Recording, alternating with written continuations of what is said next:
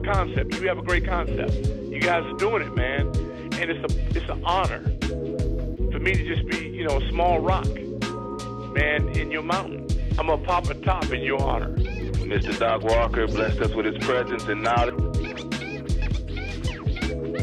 We want to welcome in our next special guest, Haley Skarupa. She's a three-time world champion in women's ice hockey and most recently won Olympic gold with Team USA. The Cap Stadium Series is definitely my favorite, obviously.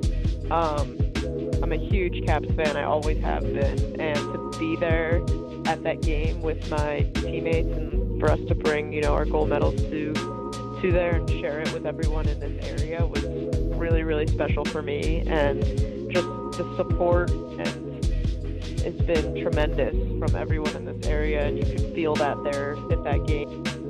Welcome to Sports on the Hill podcast. Hashtag DC Sports Without the Politics with Carol and Robbie on True Radio Network.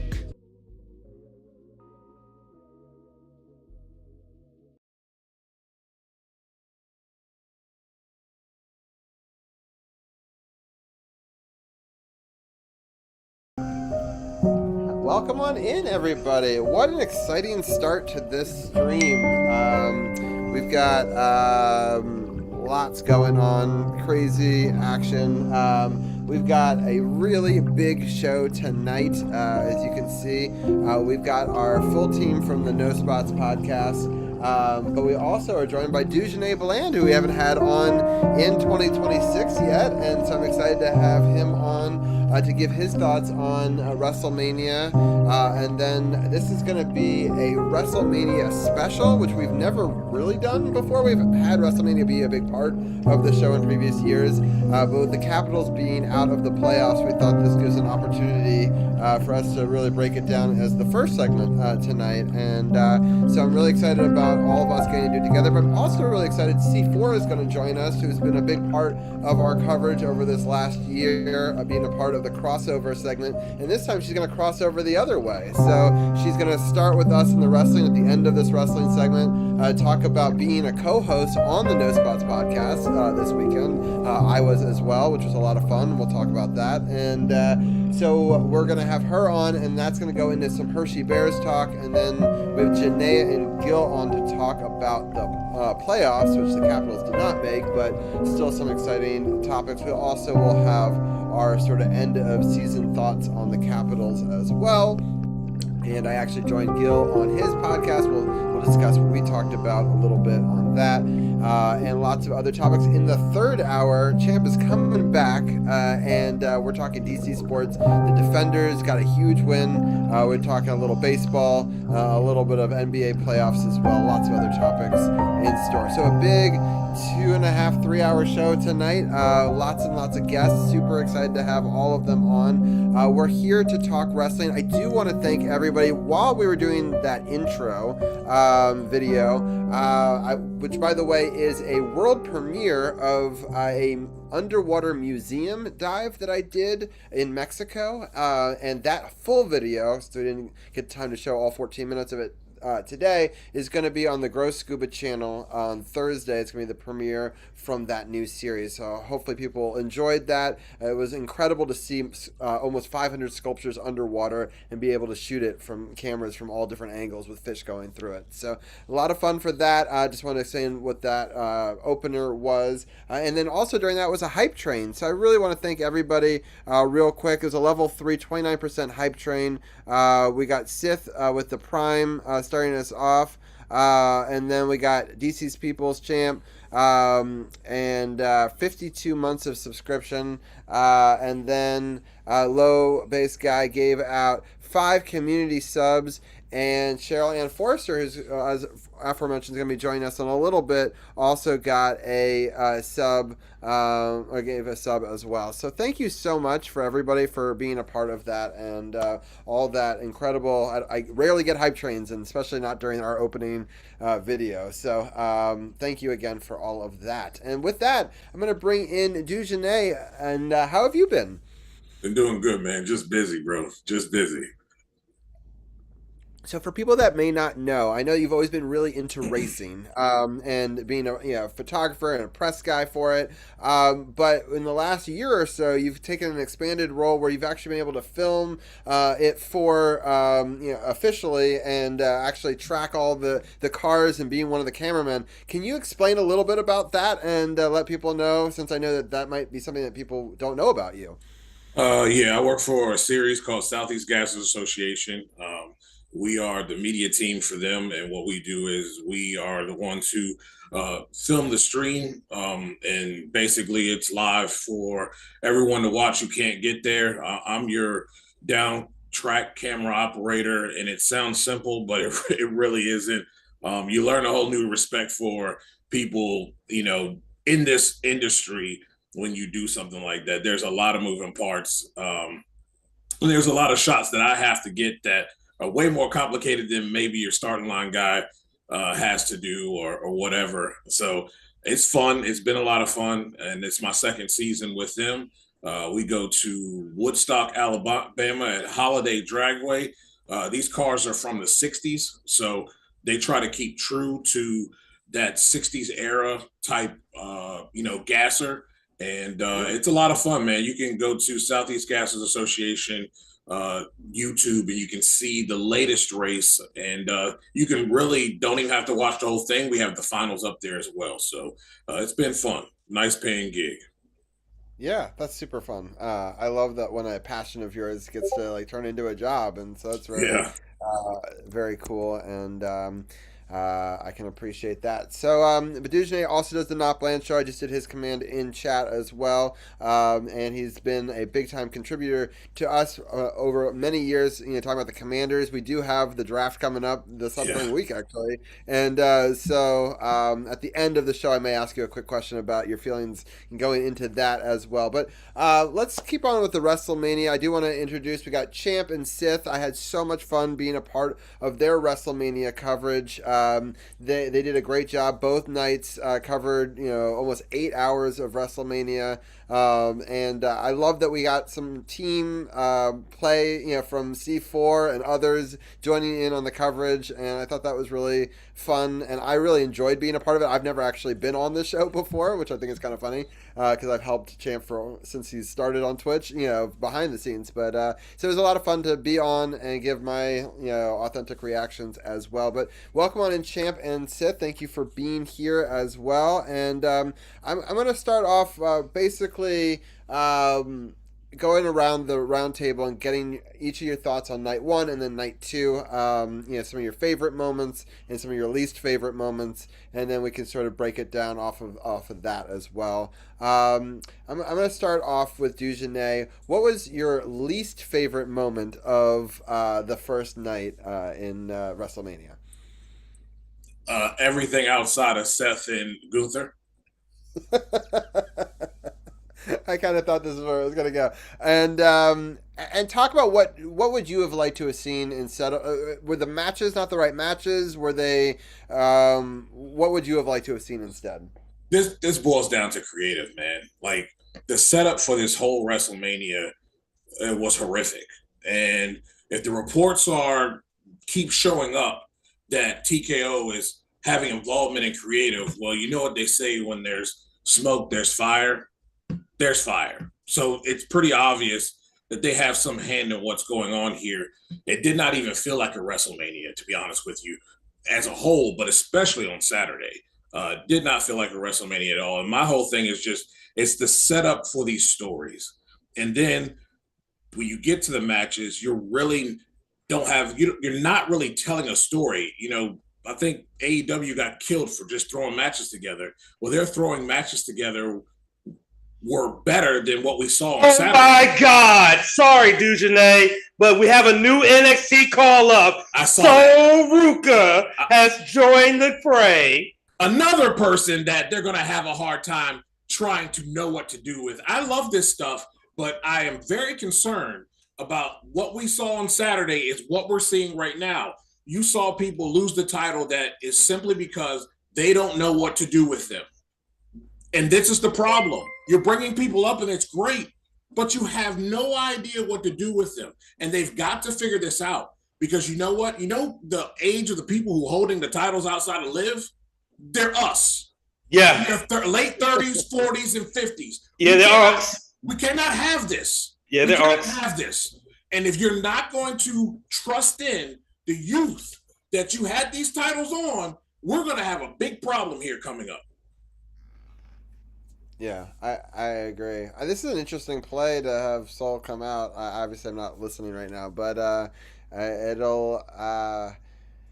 The Judgment Day are so. It's such an interesting faction now, and it'll be interesting to see how they continue to evolve this storyline. And I for one really liked the Demon coming in on day 2. But we'll should have get been there. unannounced though.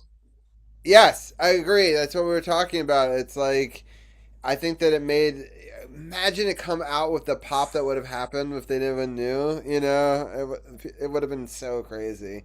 And it looks so wimpy for him being Dom whining and already, you know, saying he was going to lose. I wasn't supposed to be against the Demon and blah, blah, blah. And like, you know, and then that's how it turns into a street fight. I don't know. Like, it should have just been, it's a street fight. You don't know it's the Demon. Right. Just like that could have been, you know, more interesting. They were doing what they can to sell tickets. The fact that they managed to get 50,000 on both nights when ticket sales were so slow, it's incredible to me. I'm still baffled by that. Well, you still got suckers out there that are willing to pay for this. Yeah, you can curse. It's okay. My kids are asleep. Not that they don't hear worse from my wife, but anyway, I don't know. It's hard. I liked WrestleMania 1 in the or the first night in the moment. I thought it was fine, but then in comparison to night 2, I was like, oh man, no, that was pretty bad. You know, so it's funny how, like, in Sith, I know you had a rewatch, you know, right away. So talk a little bit about some of the things that you didn't like about night 1.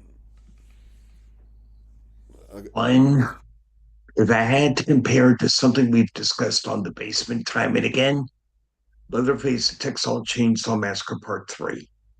After 72 hours, you don't remember shit.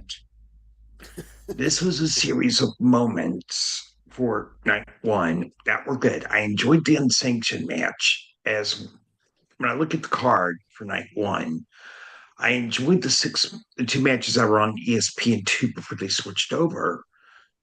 But then the women's tag team match was fine, but all we're going to remember is Paige returning and that awesome pop she got. Becky Lynch defeated AJ Lee. Okay, that's fine because of the fact that AJ was going to be a part-timer, so it makes sense to have Becky Lynch as a full-timer. Walter defeating Seth was good. And then Braun coming out of nowhere, 25 miles an hour to spear him after the match was pretty wicked. But you're dealing with a series of moments with night 1 that were good. But overall, I was at a B+ at the end of Saturday night. Rewatched it Sunday morning on my Fire Stick. I said, whoa, this is not good. And then something I'd mentioned to Robbie and Champ and C4, and also Hector, who's probably hanging out in the chat as well. And I'm going to mention to you now, Dujunnea. Another thing that turned me off Saturday night, as well as on the rewatch Sunday morning, too many fucking ads. Thank you. I thought Saturday night was an infomercial with wrestling sprinkled in. When you have less than an hour and a half total for your matches, and you only by less than 10 minutes have advertisements, and then you have all the other promotional stuff happening within the arena in between the matches. Yes, it's TKO. I get it. But you have to find balance between advertising and wrestling, or else your average fan is going to say no, and they're going to keep tuning out. This is reminding me a lot back in the 70s how Kiss, when they started the whole marketing thing, after a while, the fans were just like, too much focus on being marketable, not enough on the music. Well, in this case, it was too much of the marketing and not enough in ring to keep our attention spans. Yeah. I'm going to go to you, Champ. What were the things that you didn't like about night one? I'm going to say it like this. So we watched it live reactions. I missed like 2 matches because I went and passed out on my bed for like an hour or so. But on initial watch of WrestleMania Saturday, I thought it was cool, right? But then I heard people make rumblings that it was kind of in the realm of WrestleMania 27 in Atlanta in terms of how bad it was. Thank you, Dujunnea. That's what I said. But then I rewatched WrestleMania Saturday again, and it teeters towards that realm of being as bad as WrestleMania 27 as a whole. Just one day, it teetered there. And we'll get to WrestleMania Sunday, but I'll say WrestleMania Sunday saved it from getting into WrestleMania 27 territory. Still bad.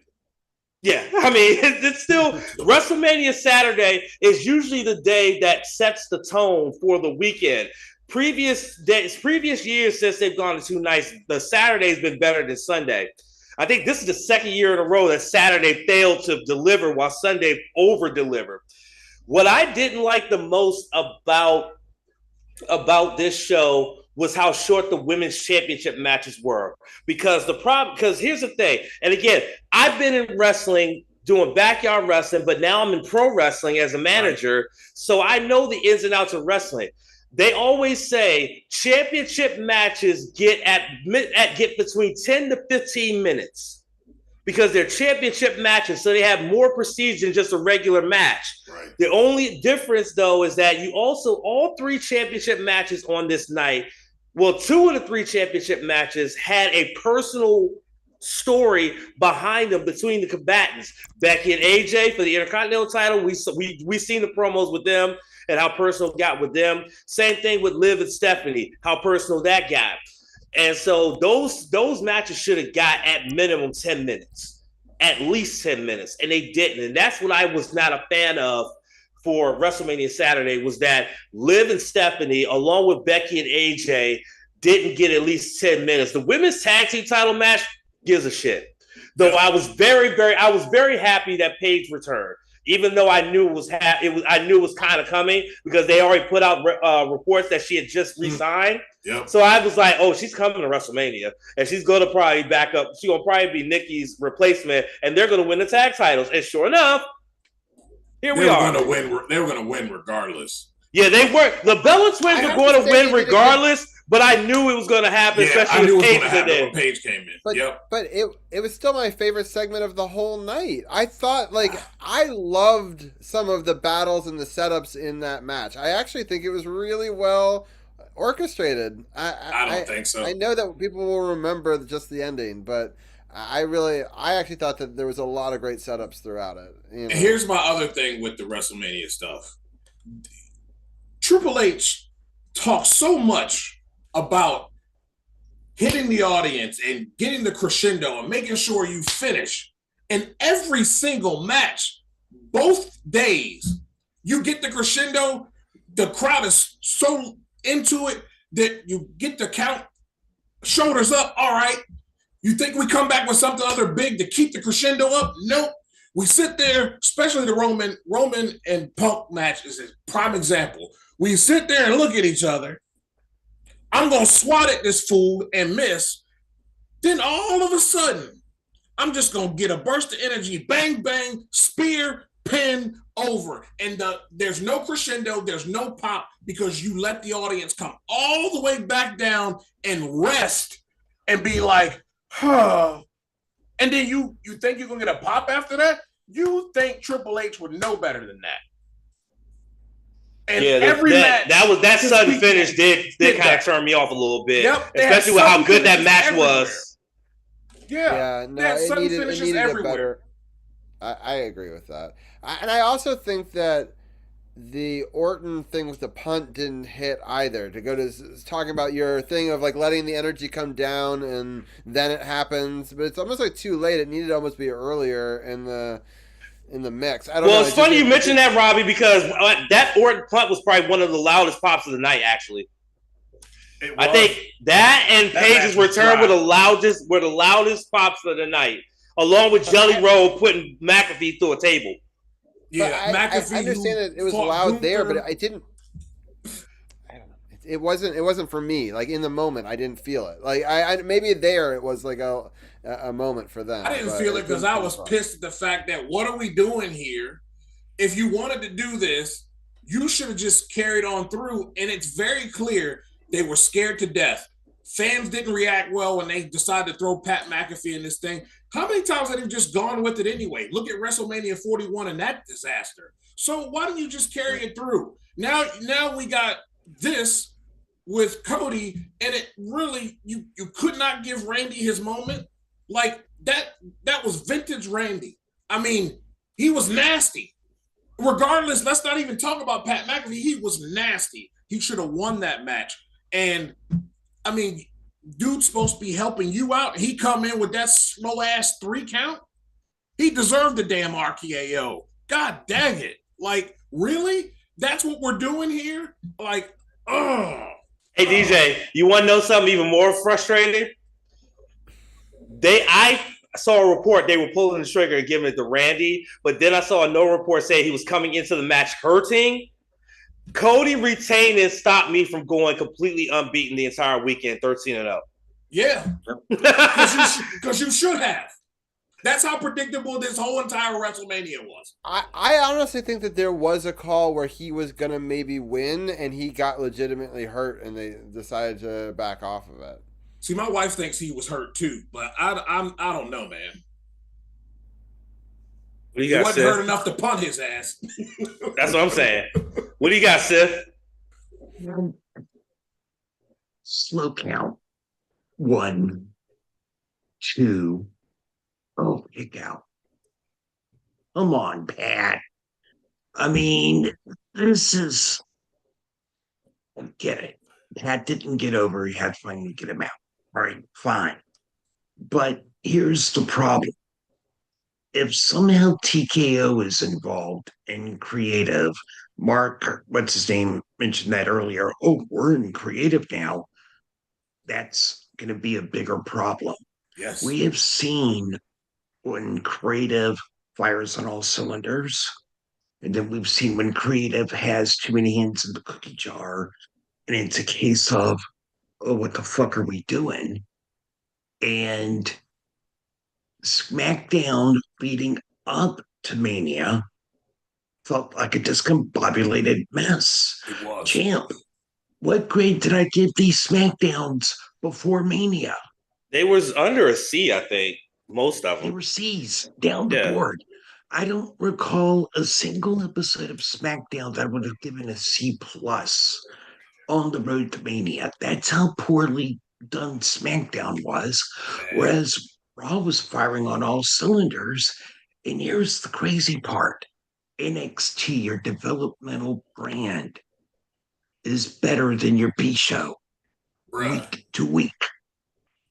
That ain't no lie. Hey, who's your partner, has a better show that's mainly taped for Thursday nights.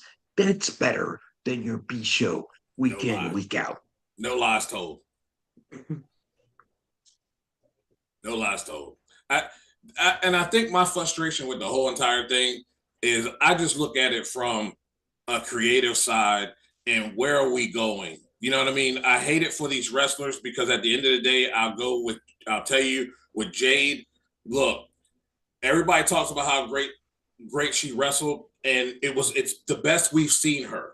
But it's real good for her to look good when she doesn't have to play defense because she can't sell worth of shit.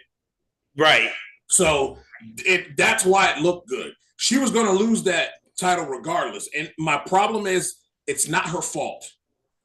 You mean to tell me that Tony Khan could figure out how to make her a star, and y'all couldn't figure out that, okay, this girl needs a lot of work, and maybe she's not that great on the mic, but boy, she's a specimen. Let's put Paul Heyman with her, give her a mouthpiece, and let's book her like Brock Lesnar and let her come out there and beat the dog crap out of people like she was doing in AEW until she can get our way of wrestling down. You think you would have been doing that? No. You send her out there, you make her look like crap, and then it fails, and then she's got to pay for the fact that you guys don't know how to develop folks. And that's why Oba is no problem. He's a big man, a big specimen. He won't have a problem. I'm concerned for Trick Williams. I'm concerned for a Javon Evans. I'm concerned for these other ladies that are coming up like a Sol Ruka here. I'm concerned because look at Lyra Valkyria. Look at what they did to Stephanie. Lyra was not her fault. Y'all brought her up and then you threw her out there to this dumb feud, and you could tell neither one could really get into it. And I don't like the fact that when you bring people up, you slightly change their character. And now something they are bought into, it's hard to buy into something that you don't believe in. And I think that is another developing problem. But the biggest problem here is they're bringing all these people up and they're just not developing them. And then when they get to a point where it looks like it's failing, it's the wrestler that looks bad and fans think it's the wrestler. But look, man, the responsibility is of creative and those who are in charge. And they have to do better with these individuals they're bringing up, because I think Trick is going to be another Mello. They're not going to know what to do with him, and he's going to hold that title for a little while, and he's going to lose it some stupid way. Oh, come on. No, Leah's smart. She's smart. She knew. That soul statue was it. It was Dunsky's. She was done. She was about to get pinned. The new world champ. Sasuke special. This is a fire match, by the way. I've been quiet, but Sol Ruka is proving that she deserves this call up. Yeah. Oh yeah. There's no doubt. Yeah. The question is, look at Tiffy Time. They don't know what the hell to do with her either. Right.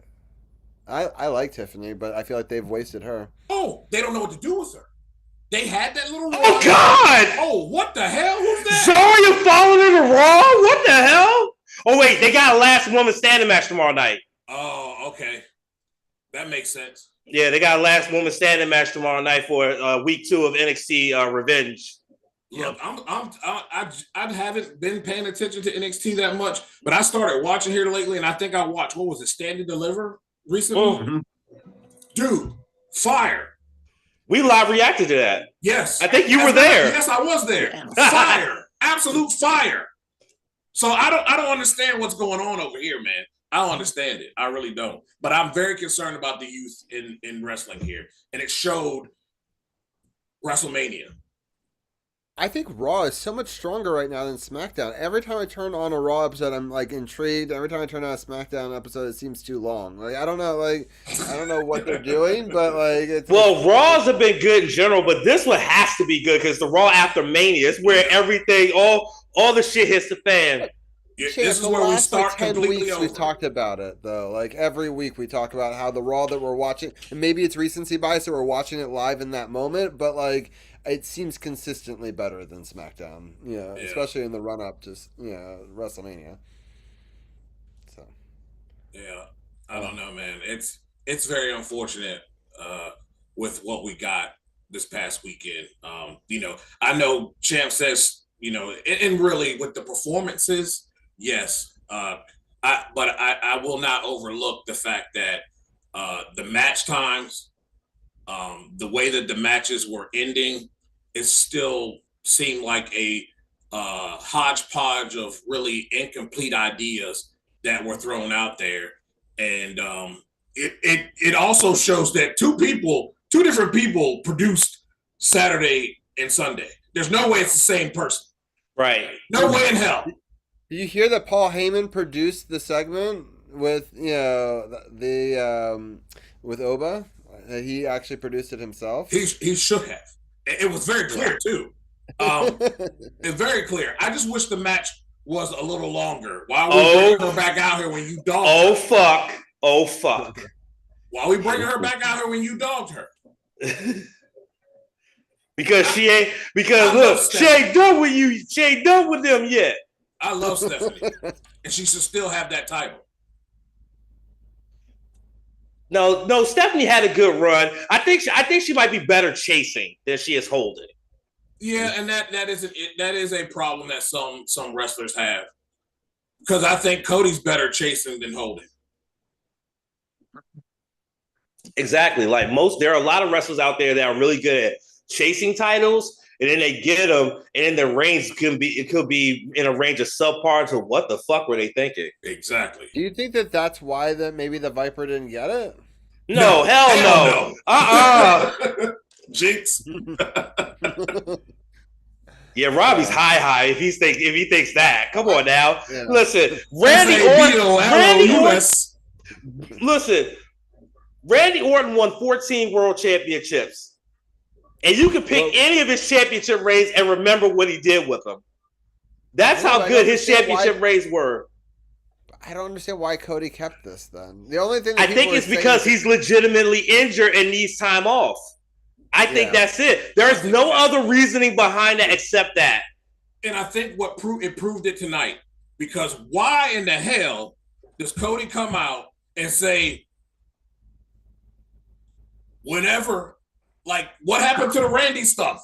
You got punted by Randy. Like, we going to move on. Yeah, like, he was not medically cleared. He couldn't even show up for events at WWE World in Vegas yesterday because he was so beat up. And that's why when I heard his music, I was like, wait, I thought you was out, Cody. What the fuck is going on here? Nah, they just took everybody's money and said, hey, if you can't find an equal, if it's lesser value, we keeping your money. Disrespectful. That's a daggone crime. That's what they do, bro. That's what they do. And the funny thing is that, he was supposed to have a meet and greet. Yep. You can't show up for that, but Cody's at Raw. Whenever. They didn't do the bus ride. They didn't do the bus ride. That $10,000 bus ride did not happen. And they're like, if you don't find something of equal value, if it's lesser value, we are not refunding your money back. I am going to say this, though. I am getting symptoms of Cody fatigue. Me too. Just like AEW 2021 to 2022 before he left, when he needed to turn heel, didn't turn heel. I'm starting to have that fatigue. You've got to turn him heel. Punk, I'd love to have Punk as a heel, but Cody needs that heel turn more right now. He does. The fans are not responding to Cody the way they did. You could say the honeymoon's over. Turn him heel. Yep, he's getting booed. I don't know why they didn't do it there at WrestleMania. I feel like with the punt and everything, that was like I don't know. It was a setup right there to do it, but they didn't pull the trigger, which is interesting. They decided to be creatively bankrupt. I do want to talk about some of our favorite moments of night one, and then we'll get into the second day, since we seem to all agree that it was better. But let's start with you, Dujunnea, again. What was your favorite moment of the first day of WrestleMania? I loved the intensity that both Gunther and Rollins came out with. That's what everyone should have brought to the table. They brought that to the table on a match that did not have championships involved in it.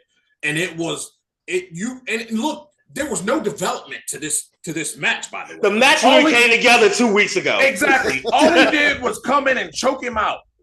And we got that.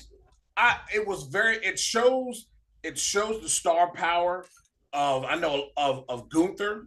It also shows the star power that I think is very underestimated of Seth Rollins. A lot of people don't like Seth, but when it's go time and it's show time, Seth shows up tenfold. And I was very, very happy with that match. I had very low expectations because I didn't like the fact, I'm like, why is Gunther doing this? This makes no sense. We just throwing this crap together. But you know what? That was a great throw together. Very good. And I love that moment. Yeah. No, I agree. Oh, and the black eyes, dude, that was solid. Everything that was solid. That was fire. Yeah, that was fire. I loved, as you were talking about, the start of that match, that they just had this high energy from the beginning. That it seems like that should have been way more hyped than what we got with some of these other storylines. I feel like they could have even built that more. Like, I feel like we got that with, as you were saying, with such little build.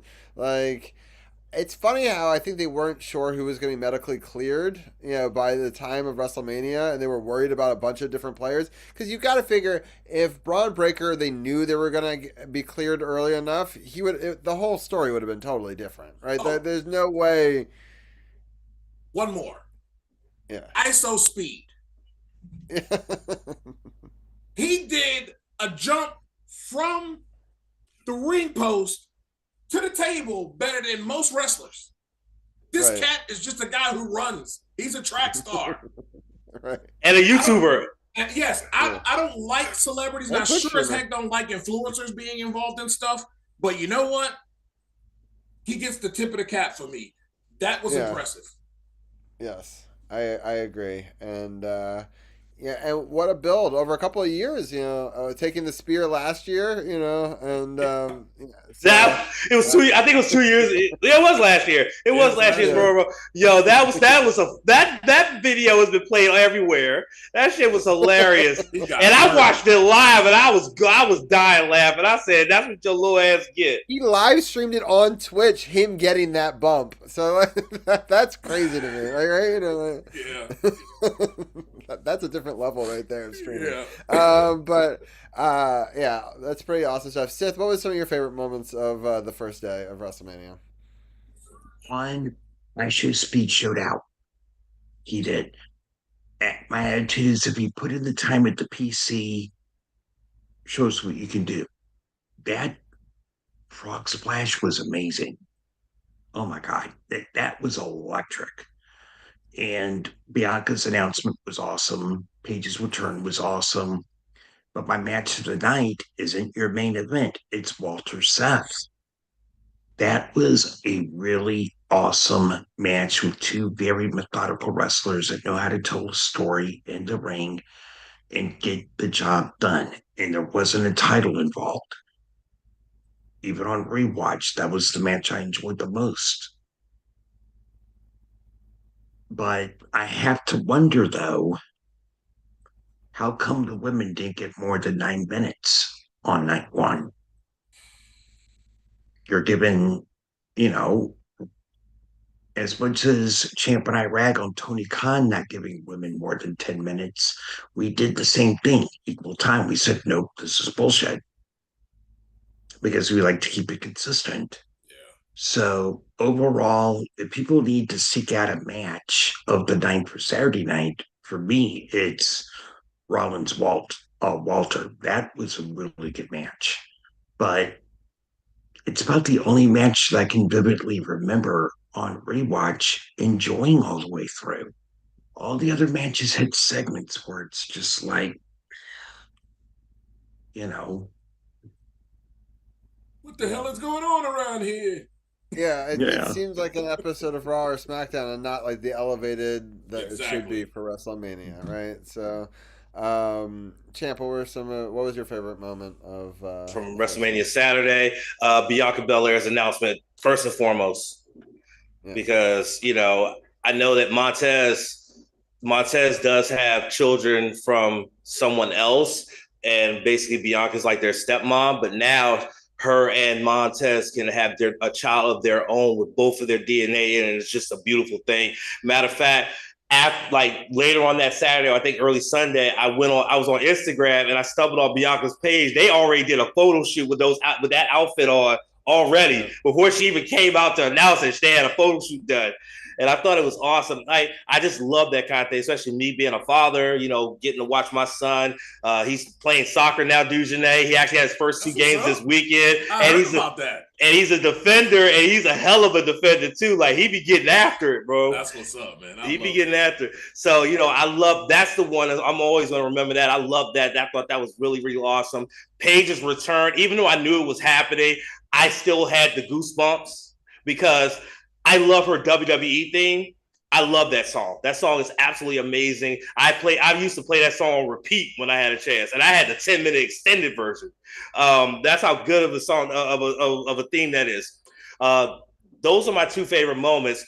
I have to agree with the both of y'all. Walter and Rollins was definitely the match of the night. It was absolutely fantastic.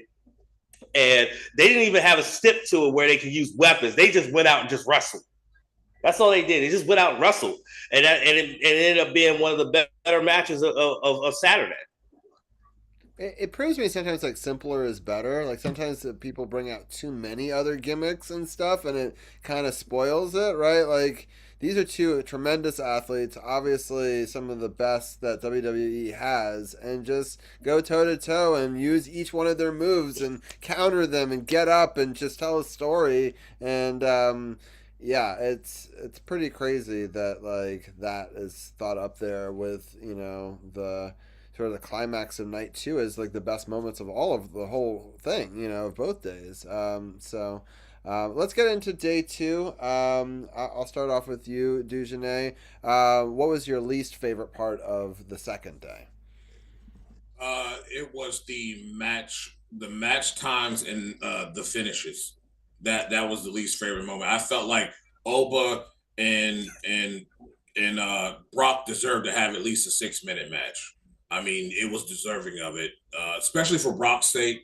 Nobody knew that's what he was going to do, but that was deserving of that. Those two were beasts, and they both got off their moves, but it was just the way it was done.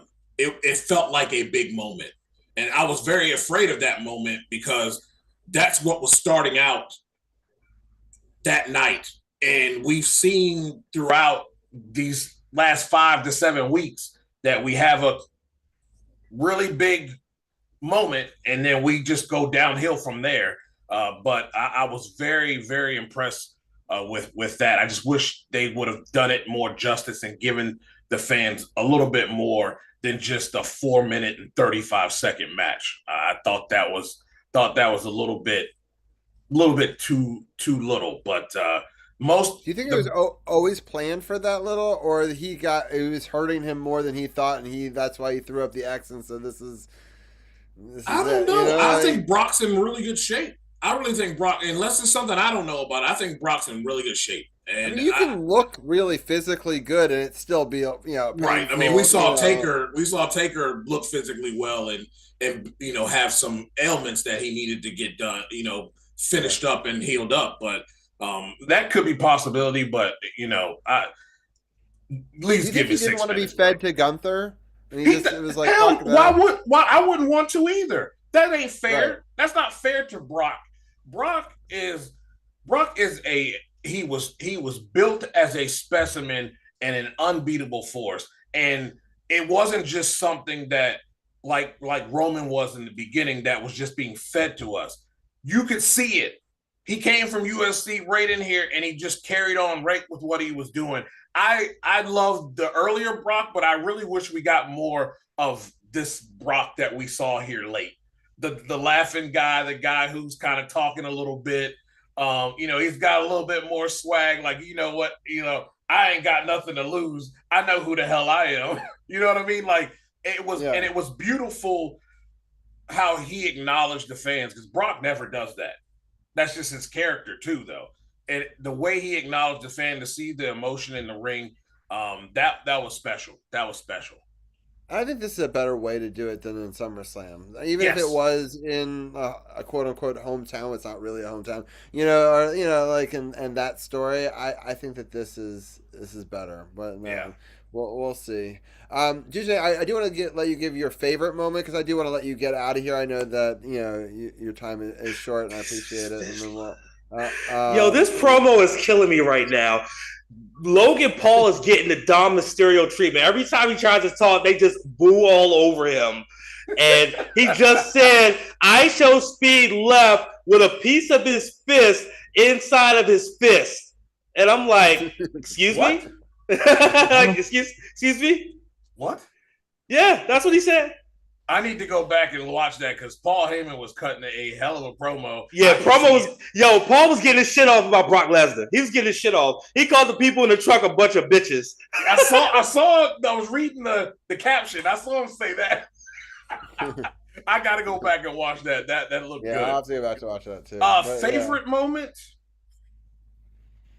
I have to say the Tribal Chief and CM Punk. And I think CM Punk deserves a hell of a lot of credit first of all, I don't know if y'all noticed, but that's about as in shape I've seen CM Punk since he's been back here in wrestling, period. But especially here in WWE, he was in shape. He was in shape. He was prepared. I mean, he had to put an over 30-minute match in there. Yes. So, and when he said he was ready, he damn sure was ready. He proved that for sure. There's no doubt about it. I thought that was a hell of a match. It's not their fault that the finish was shitty at the end, but man, those boys told a story and put on a show. And shout out to CM Punk for, at his age of almost being close to 50 years old, coming in there and being able to hang tough for that long. And there was no, you know what I mean, they didn't do any stopping like when Rock was out there and letting him catch his breath. No, CM Punk was ready to go. And that for me made it my favorite moment because Punk brought it. Yeah. I agree with all of it. I thought it was so good. There are so many great moments. We'll get into some more of them in a few minutes. We'll bring C4 in here. But DJ, give a little shout out to anything that you want to let people know about that you're working on right now, and then we'll let you get out of here. And I really appreciate the time. This is always fun to chop it up and talk a little wrestling with you. Yeah, you can find everything that we do at Sports Journey, not just me, but Connor Forrest and our guy Bob Matthews. Covering the Commanders as we cover a lot of things around the NFL there on sportsjourney.com. You can follow the show at The Not Bland Show. Its Facebook page is also at The Not Bland Show. Want to thank everybody who has subscribed to and followed the Not Bland Show Facebook page. It's been growing over the last month, really a lot. I'm learning how to work the algorithm here. So thank everybody for following, and thank everybody who subscribed to the Not Bland Show on the YouTube channel. Are you using Shorts more? Because Shorts seem to be like, yes, that's YouTube's thing. Like my scuba channel, like I'll do 3 shorts in a row. They get over 1,000 views, and like my regular videos get like 50. You know, so like, it's ridiculous. So shorts are the way to go for sure. So I'm happy to hear that you're working on that. Yeah. And we will be live tomorrow at 7 p.m. We have the 4 wide that's coming up for the NHRA. We will talk a little bit also about WrestleMania. We'll probably talk a little bit as well about what we have going on here coming up with the NBA and all. We'll also throw in a little bit of IHRA, as the IHRA had to make an announcement about moving an event because of a shooting. So we will talk all about that stuff tomorrow at 7 p.m. Eastern on at the Not Bland Show YouTube page. Y'all keep doing what y'all do, man. Is it still multi-streaming on other things too? Like, it's on. You can find it on the Not Bland Show Facebook page, my Facebook page, and at the Not Bland at Not Bland 21 on Twitter. It is also there. On Twitch? We haven't been doing Twitch lately. I don't know if I'll go back to it yet, but it really wasn't producing much, so I kind of got away from it. But your command on it still references that, so I'll have to update that. But but I appreciate you on all the platforms. Real quickly before you go, because I promised I'd ask you one question at the very end. What do you think is the most important thing for the Commanders looking in this draft coming up? Get the best player on the board that you believe in that position. I don't think you have to draft a particular position. Street Profits? Hey! Street Profits? It's the Skeet Profits. Let's go. Oh, man. Look, they've been doing them wrong too, bro. Montez got to make that money, and they need to get Tez bulked up, though. Look at him. Sir. He bulked up. Yes, and looked like Dawkins slimmed down and then bulked up. Did. Look at him. Yes, sir. Let's go. Those are my guys. I love the Street Profits. Let's go. Yeah, Tez about to have another little mouth to feed. He got to get out there and get that paper now. Yeah. That's funny. Look, but that's my thing. I think they need to go ahead and get the best available player. It doesn't matter whether it's defense or offense. What is your top player on your board, draft board, that you believe in, and go get them. Because I think no matter what, they're going to make an impact on this football team. And I think Washington is going to be a different football team, here coming into this season. I think we're going to have a totally different football team than we saw last year. For sure. I think it's more balanced with the moves they've made via free agency and all. So yeah, some guys. We'll have to get you back on in a couple of weeks, maybe to give your thoughts post draft and thoughts going into the summer as well.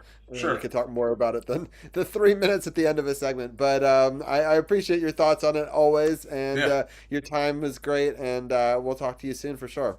Y'all keep doing what y'all doing, Sith, Champ. Sir, good stuff, man. I try to catch y'all podcasts as much as you can, but y'all are doing excellent stuff. You're telling stories. You're speaking truth there. Don't quit. Keep going. Robbie, you've been building this thing out like nobody's business. So I really appreciate y'all. Of course, we really appreciate you too, and we'll talk soon. And it's so much fun those live reactions are so fun. I do highly recommend people join us and watch along with it. It makes it a whole different experience, and like they have the ability to bring people in too. So if you want to get your shit off, you can zoom in with them. So hey, I'm up for it next time. If y'all have me, I'm up for it next time. Yes. DJ, stop it. You already know you got to open invitation, fam. You already know. Hey, that ain't even a question. You know you got an open invite, brother. Love it. Yes. We'll talk soon. Yes, sir. Right. Sounds good. All right, with that, we're going to bring in somebody that did take that open invitation and came on the show live in the moment. C4, we're bringing in her now as well. It's been a very exciting Raw, and I like the mommy shirt. That's awesome. Let's go. Let's go. C4, talk for a second with the guys about your experience with night one and being able to watch some of that. And I'm going to refill my glass, and the guys can chat with you for a minute about your thoughts on WrestleMania. Sounds good. It was much more entertaining watching it with you guys than if I just watched it by myself. I say like I gotta tell DJ, you have an open invite as well. Anytime we do live reactions, you get bored watching, you just message us and say, "Hey, send me the link," and you're in there. Yeah, I mean, it was funny because you guys are talking and I'm sitting here talking to the screen and I'm like, they can't hear me. Send me the link. Yeah, exactly. That's what I'm saying. That's one of the reasons why we started doing the live reactions was because we had COVID, and so it wasn't a lot of watch parties where everybody gathered in person and stuff like that. So we kind of took the idea from some of the overseas content creators like What Culture and Cultaholic, who were two dudes started doing live reactions long before us. And we decided we were going to do it on our own because we wanted to be able to watch the pay-per-views with our friends. And, instead of just sitting here and just watching it on your own, because, you can react and everything, but you want to react to friends and be like, yo, did you just see that and everything? But continue with your thoughts on night one.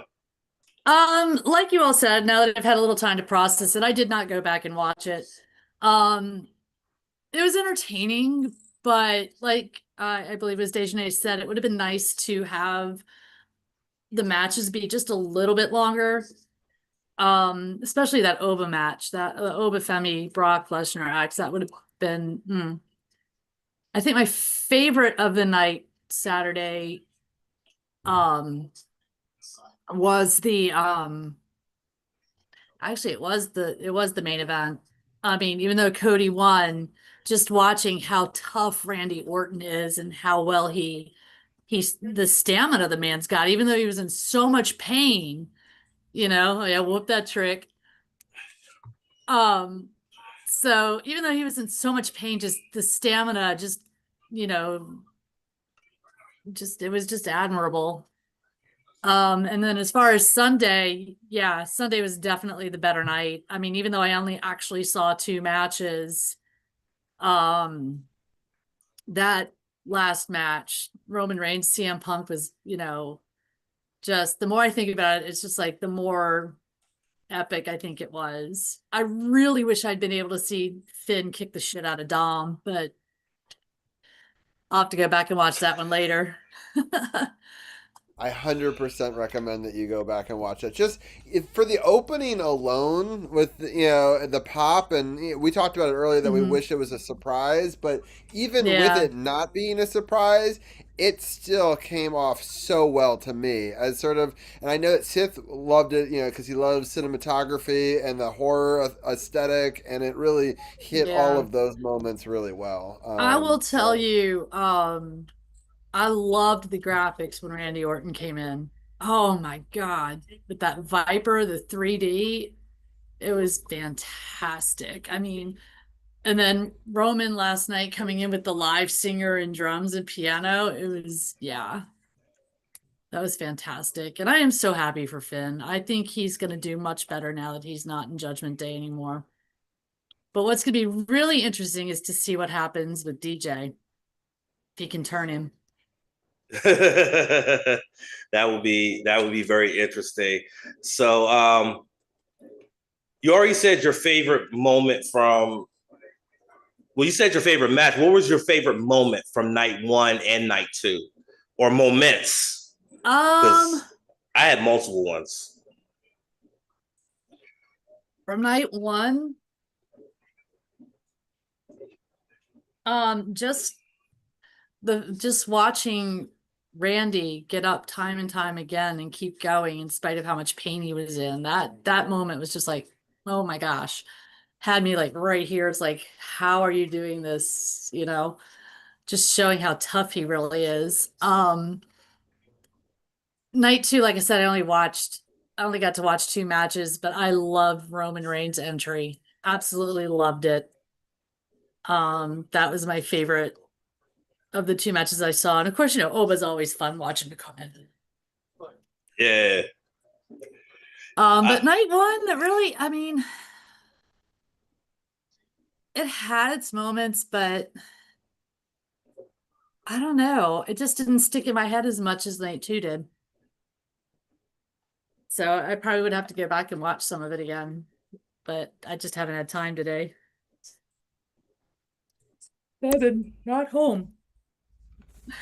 Yeah, it was pretty fun. I guess, Champ, I want to get some of your favorite moments, because I know we talked about some of the other people. Well, we talked about favorite moments from night 1. My favorite moments from night 2 was definitely over Brock, the match, and then what happened after. Brock has always had this hard exterior, and you never see that kind of emotion from him. And to see that kind of emotion from him, it's rare, and to get to watch that live was an absolute joy to see. And if that was Brock's last match, he went out the way you're supposed to go out in this business, on your back, and he did the job and put my man over. That was a great move right there. My other favorite moment was definitely Danhausen getting to interact with John Cena. That was freaking awesome. I need to find that. I'm so happy. Oh yeah, Danhausen's blimp on set.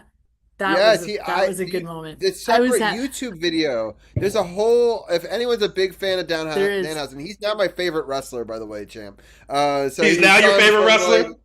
Yes, absolutely dead serious favorite now. And he's won me over so quickly, and I love everything. I watch every video. I watch his channel, his Instagram. I'm a complete mark for him. And so, my favorite is on YouTube. You can watch him get his own Goodyear blimp. And then they also gave him the little Blimphausen that was going around night 1. I was kind of mad that they put a second thing on it for night 2, because I feel like they should have just gave him both nights of Blimphausen. I felt that's fantastic. Yeah, so they're really playing it well. So we were on the Danhausen wave when he showed up in AEW, bro. Because he came off the indies. He was a popular indie guy too. He was all over the place on the indies. And then he came to AEW, and he was instantly popular in AEW. Even towards the end, everybody was always looking for Danhausen. But unfortunately, his contract expired. Now he's here in WWE. And I think WWE has figured out what to do with him. Have him in little comedic spots, because he's a very good comedic actor and a very good comedic wrestler, and only have him wrestle here and there. and still do the comedy wrestling stuff while he's wrestling. So, I've been on that Danhausen wave, but that was my favorite part. Was he revealed he's a big Fanhausen of John Cena. Yeah. Well, it's really cool. Is I'm a volunteer for hospice, and I have a patient who is a huge WWE fan, and she was so sad she couldn't see because where she's in a facility where she can't get the Netflix or ESPN and any of that. So we went on YouTube today and we were watching some of the recaps from WrestleMania, and she was having a blast. She actually got to meet John Cena and Big Show and some of the guys many years ago. She's a few years older than me. She got to meet some of those guys years ago, and she's like, she liked John Cena, but she said he can be a real asshole sometimes. I said, oh yeah, I believe that. Yeah, so we got to talk about WrestleMania, which was really kind of fun. So well, Cena being an asshole, if you'd have watched Total Divas, you could have saw that he was an asshole. When Total Bellas, yeah, you can see how much of an asshole he is. Just watch him in Peacemaker. Jesus so Christ. It's interesting, this match right now on Raw, because he's not the demon, but he's just coming after the members. So the story is that JD McDonough is his mentee. Finn was his mentor back in Ireland when JD came over to train to wrestle, and Finn trained him.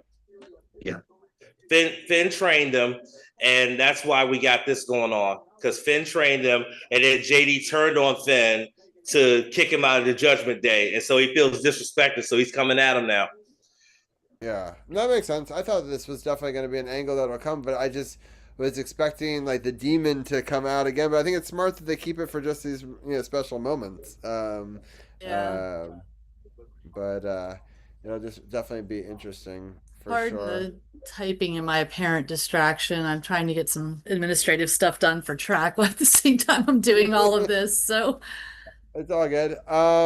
There's a all right, I guess we should sort of start to wrap it up so that way Seth can give his final thoughts. I really want Finn to beat JD tonight, though. I still think it would be funny if Dom keeps losing, Liv gets tired of it, DJ starts winning, Liv flips Dom over for flips over Dom for DJ. I mean, JD. JD, sorry. Yeah. That would be interesting. All right. It won't ever happen, but it would just be funny. Yeah. Sith, what are your final thoughts on anything you want to share before we let you go? Also, let people know what's going on in the basement. Night 2, real quick.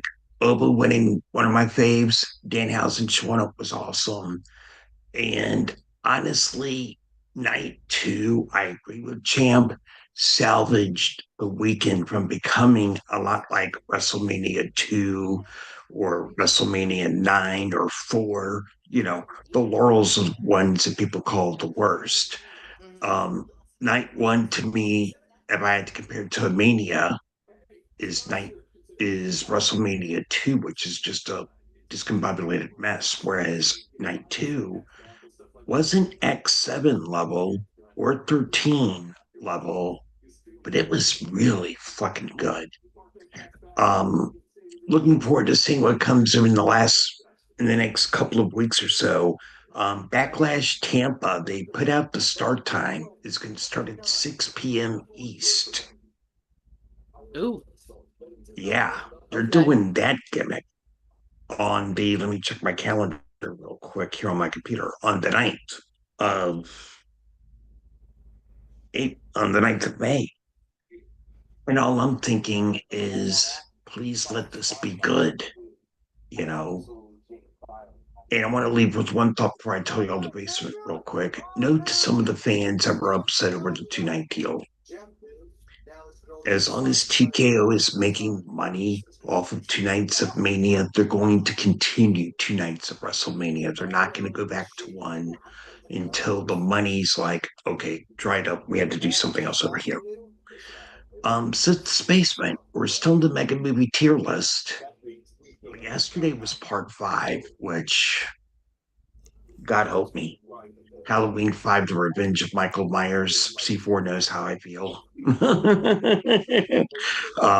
It's kind of one of those. Why did they make this movie?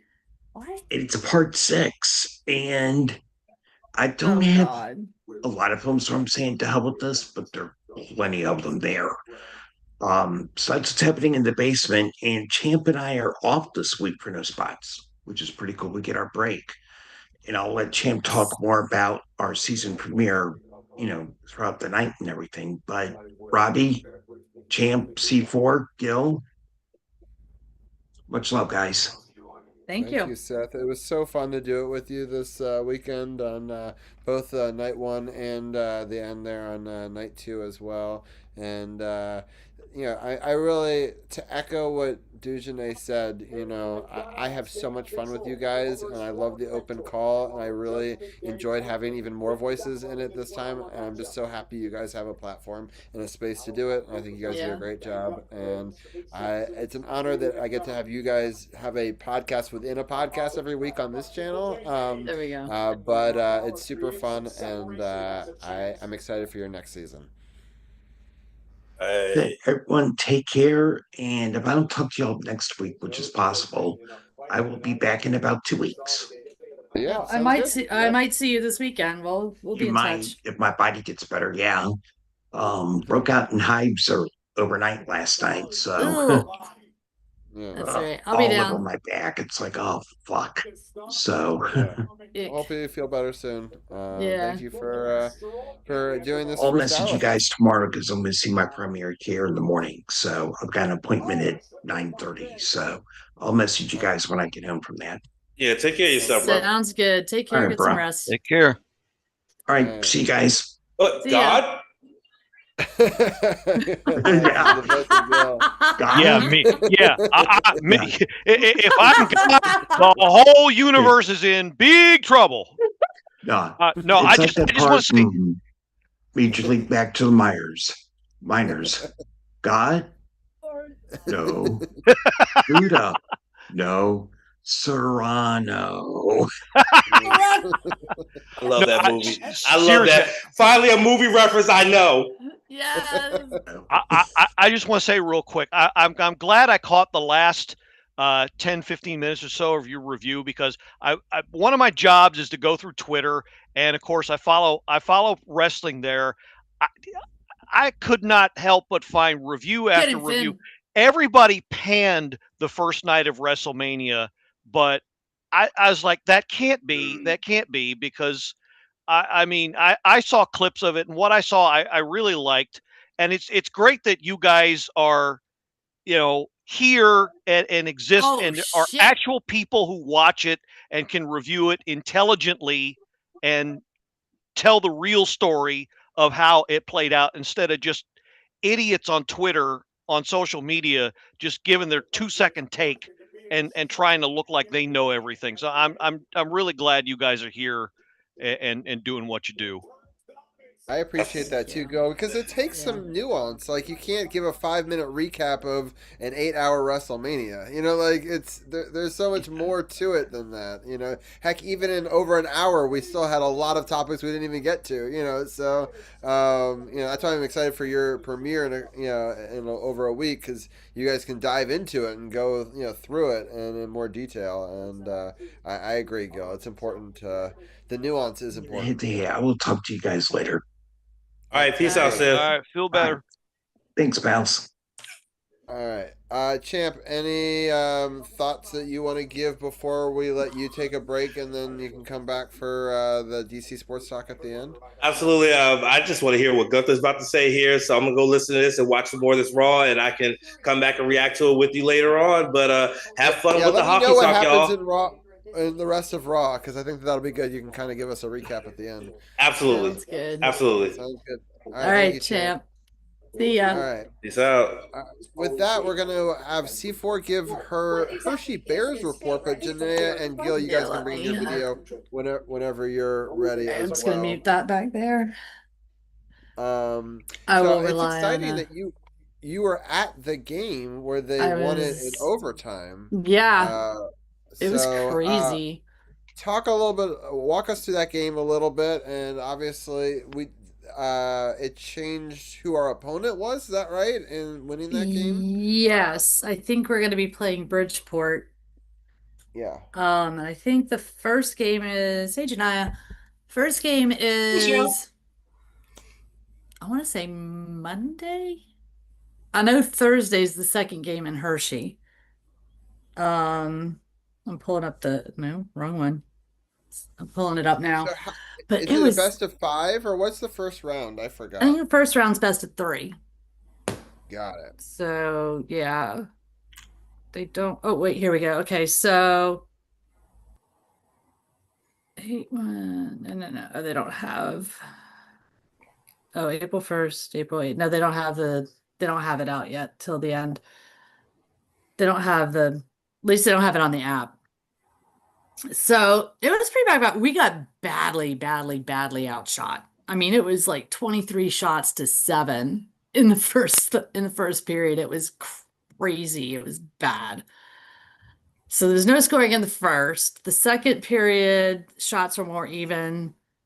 13, they're 13 to our 14, and then 8 and 8 in the third.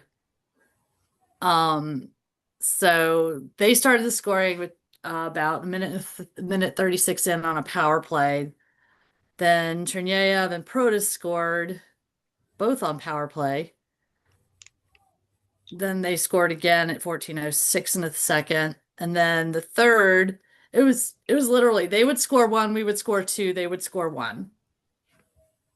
And then Miro got the game winner at 2:26 in overtime. And it was like they actually reviewed it because it looked like there may have been some interference, but apparently there wasn't. So it was a win for the Bears. So they actually, if they had lost, they'd still be in the playoffs. But Rhea's not happy. But they would be playing away all 3 games. So there would not be any home games. So I really wish I could go to the game on Thursday, but I have other stuff going on. But yeah, that is kind of crazy that both of the rivals each hold the belt now on different brands. So yeah, sorry, that was an interesting moment. That was an interesting moment. Rita looked like she was crying almost, which was really strange. But she was crying because she has to go to SmackDown and leave EO on Raw, so she's sad. Okay. Thank you, gotcha. Here he comes. Here he comes. Real voice from above. Yeah, right. Here comes our travels. C4, I know that you said you didn't watch any of the really the playoffs. Is there any final thoughts you want to give on the Capitals season? I know that Gil did give the 2 goals that we could break down of the last game if we'd all like to do that.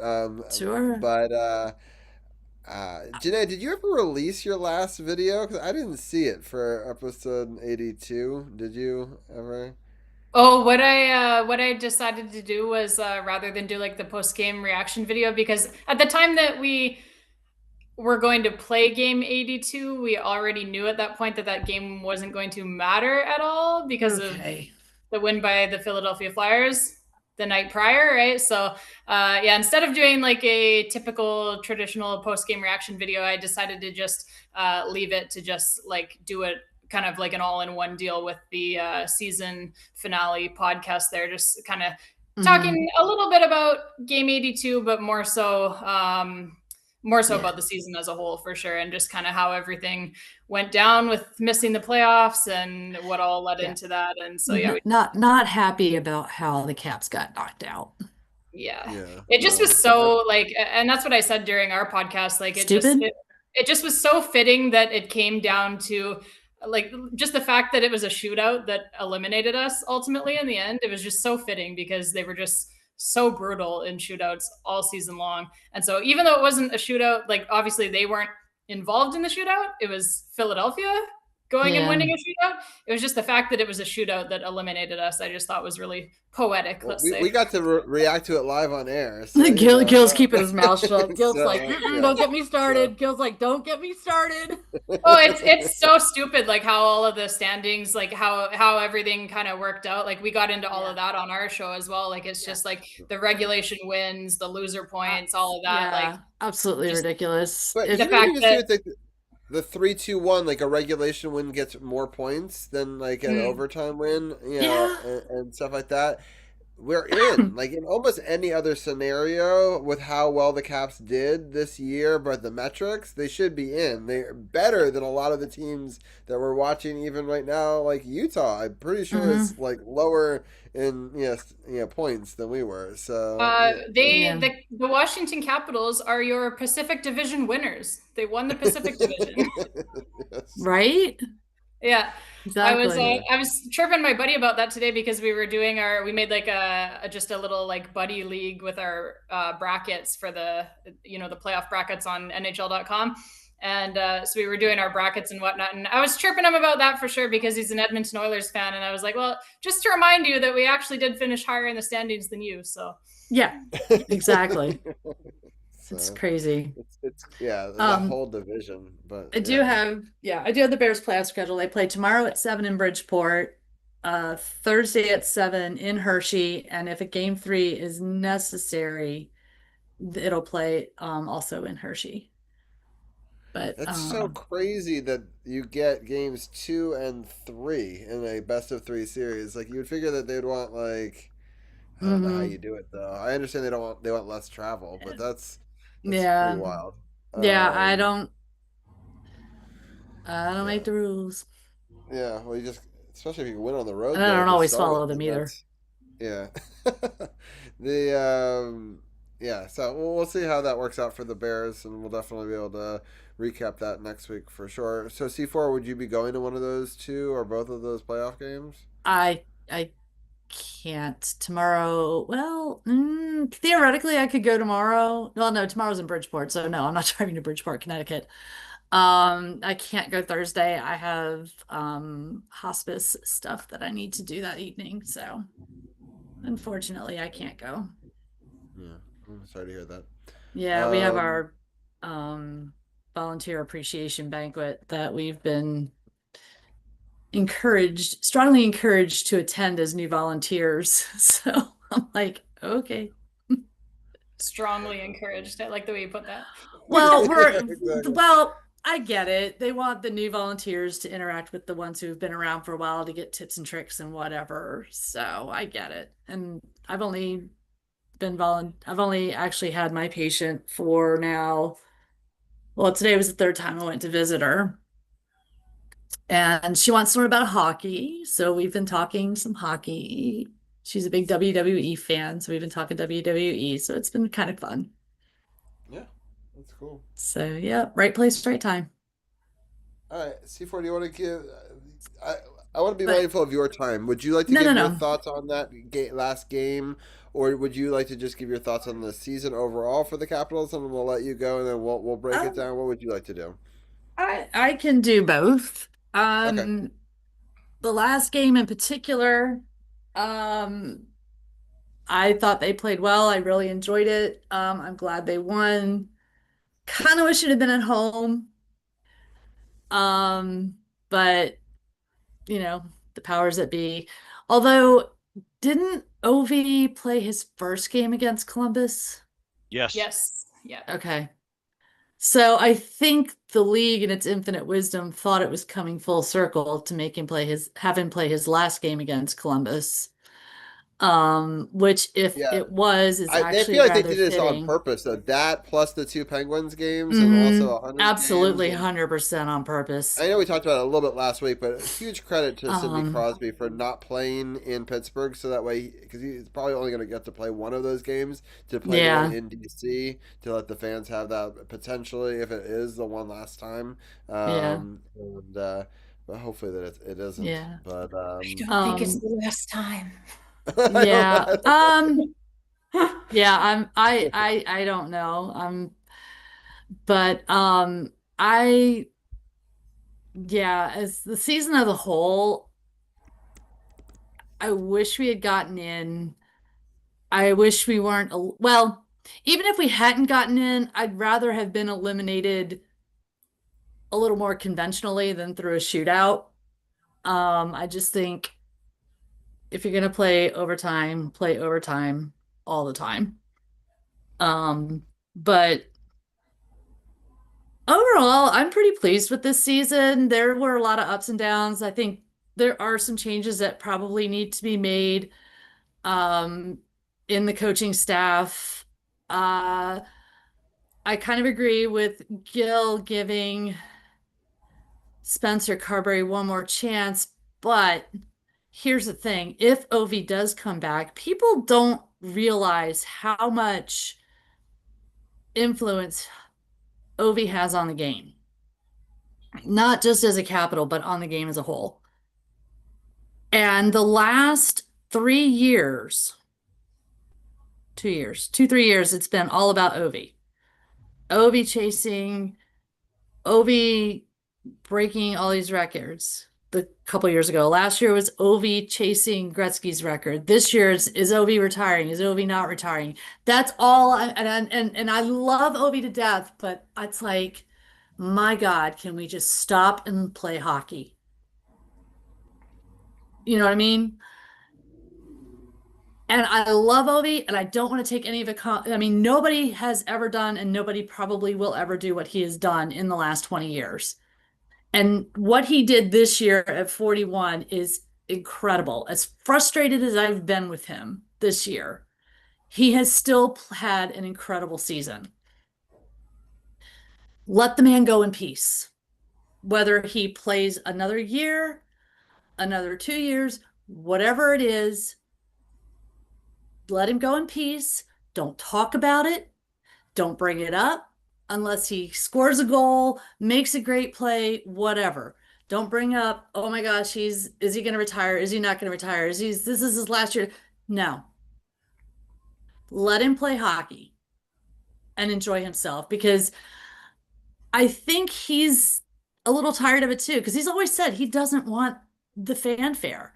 And that's why he was waving off, Pittsburgh. I think it's like, look, I'm going to see you guys, I'll see you guys later. Maybe I'll see you in the playoffs, maybe I won't, but I don't want the fanfare.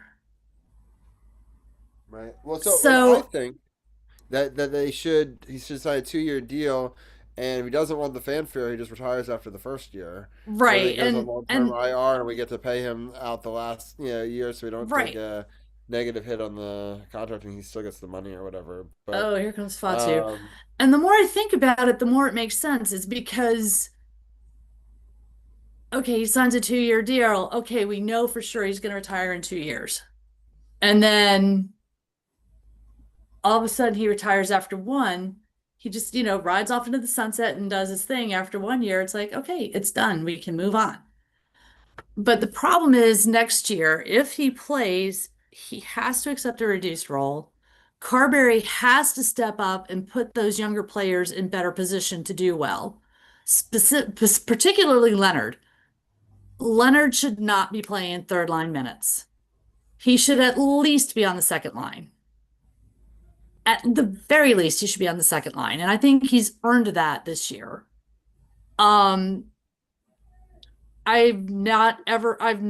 The last year or so, I've not been a fan, and I've been very vocal about not being a fan of Ovi on the power play for the full 2 minutes, especially when all he does is stand at the blue line. I've seen too many games where he is standing at the blue line and he's not moving, and they clear the puck, and it's like, and he just watches it go right on by. And I'm like, oh. So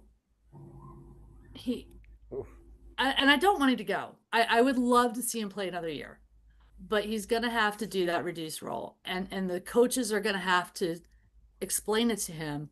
You have to accept this. I think he will, but I think the coaches are a little intimidated because he's been around so long and because he's so good. They don't want to offend him. You know what I'm saying? And I can understand that. He's been around the league longer than the coaches have been. So like he's been in the league longer than some of them have been alive. So I mean, so. it's like, so I think there's a little bit. I don't think he directly influences, and I don't even think, and he doesn't even consciously influences. It's just he's just this so big and popular and so damn good that it's intimidating.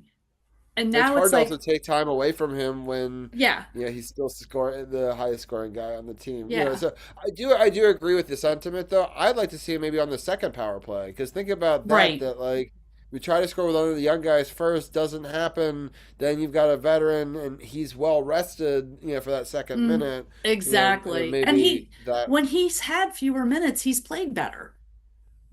Yeah. Yeah, and I think like what you're saying about like it being kind of on the coaching staff to do that is correct, because I don't think that Alex Ovechkin really argues with anything that the coaching staff has to say in terms of like his playing time and things like that, because every single person who has ever coached him, played with him, knows him in any respect has always said like he is the most coachable superstar ever. Oh, absolutely. Like he'll do whatever you tell him to do, right? And so, and I think we saw that this year, like you just said, in the games where he did play fewer minutes, he didn't complain. He didn't, cry about it. He just went out there, did his job, played very well, led the team in scoring. Like he played fewer minutes this season than he's ever played before by far. And he actually played better because he was rested. He was still obviously extremely productive. Like he leads the team in goals, leads the team in points. So I think there's kind of a middle ground where it can work for everybody.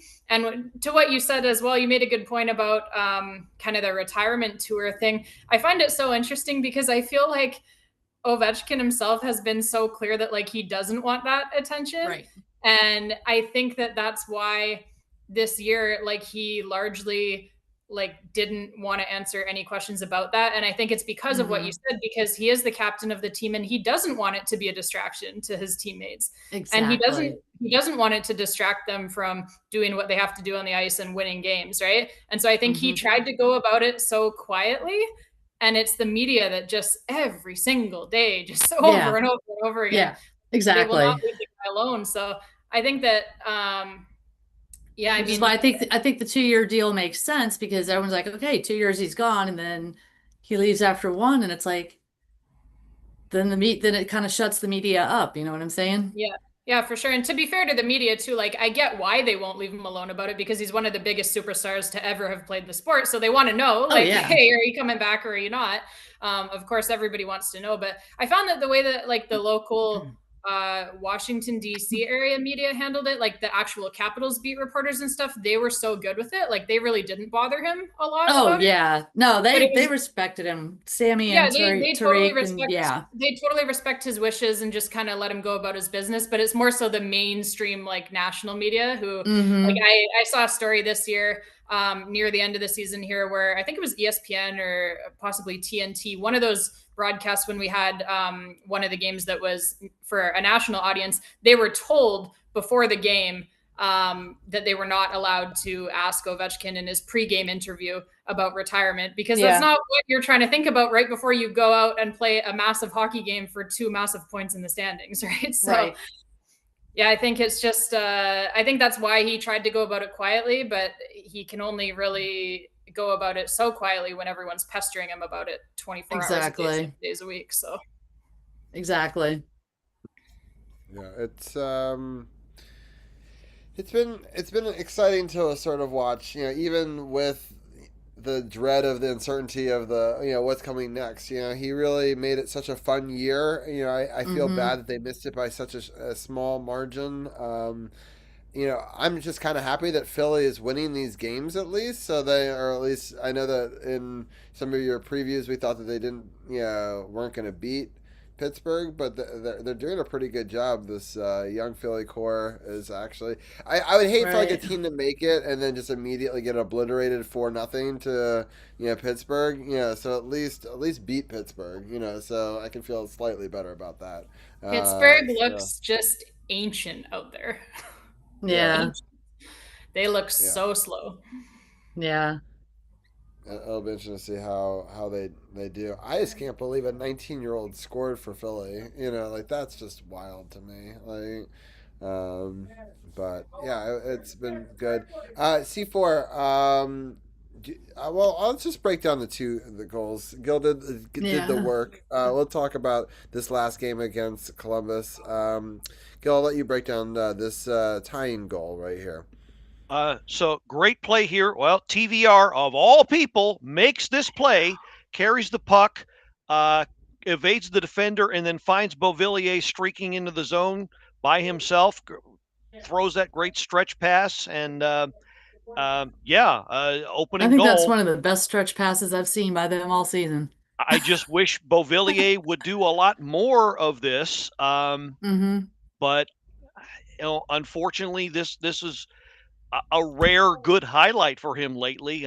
He's been somebody just scored in the Anaheim game. He's become my whipping boy a little bit because I was really high on him this year or last year, and then this year he just they gave him that spot on the top line and he didn't really do a whole lot with it. And I kind of wish I'm hoping they take him off that top line and I think they should put Leonard up there. Change that up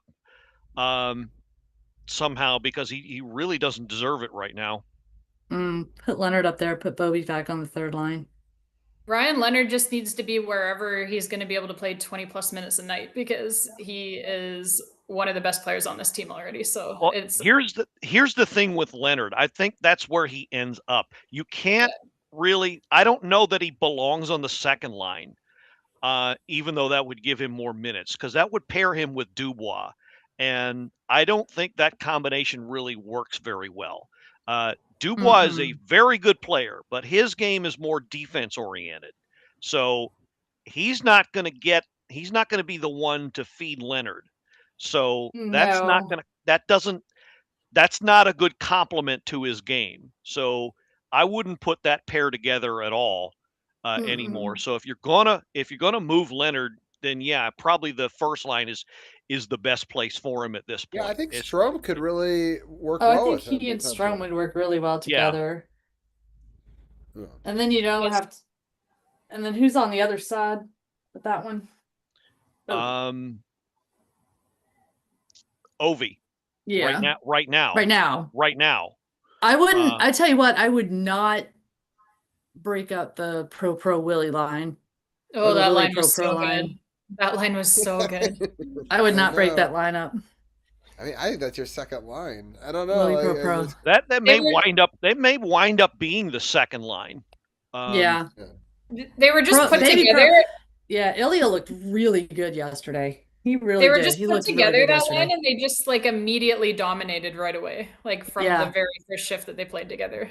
Yeah. And I love that Ilya got all of the Hershey records, gets to have some playoff experience with them still, so he gets to go back and have this, try to lead them, ragtag, bunch of guys, and so they are definitely ragtag.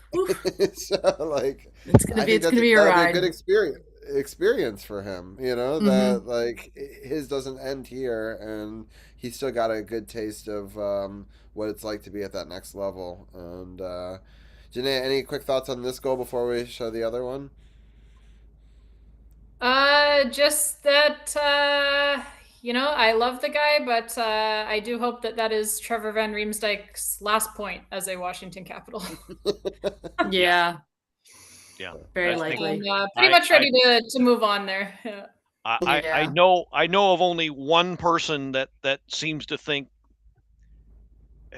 there's a possibility he will be offered a contract. Why, I don't know. The man's 35 years old. He's too slow.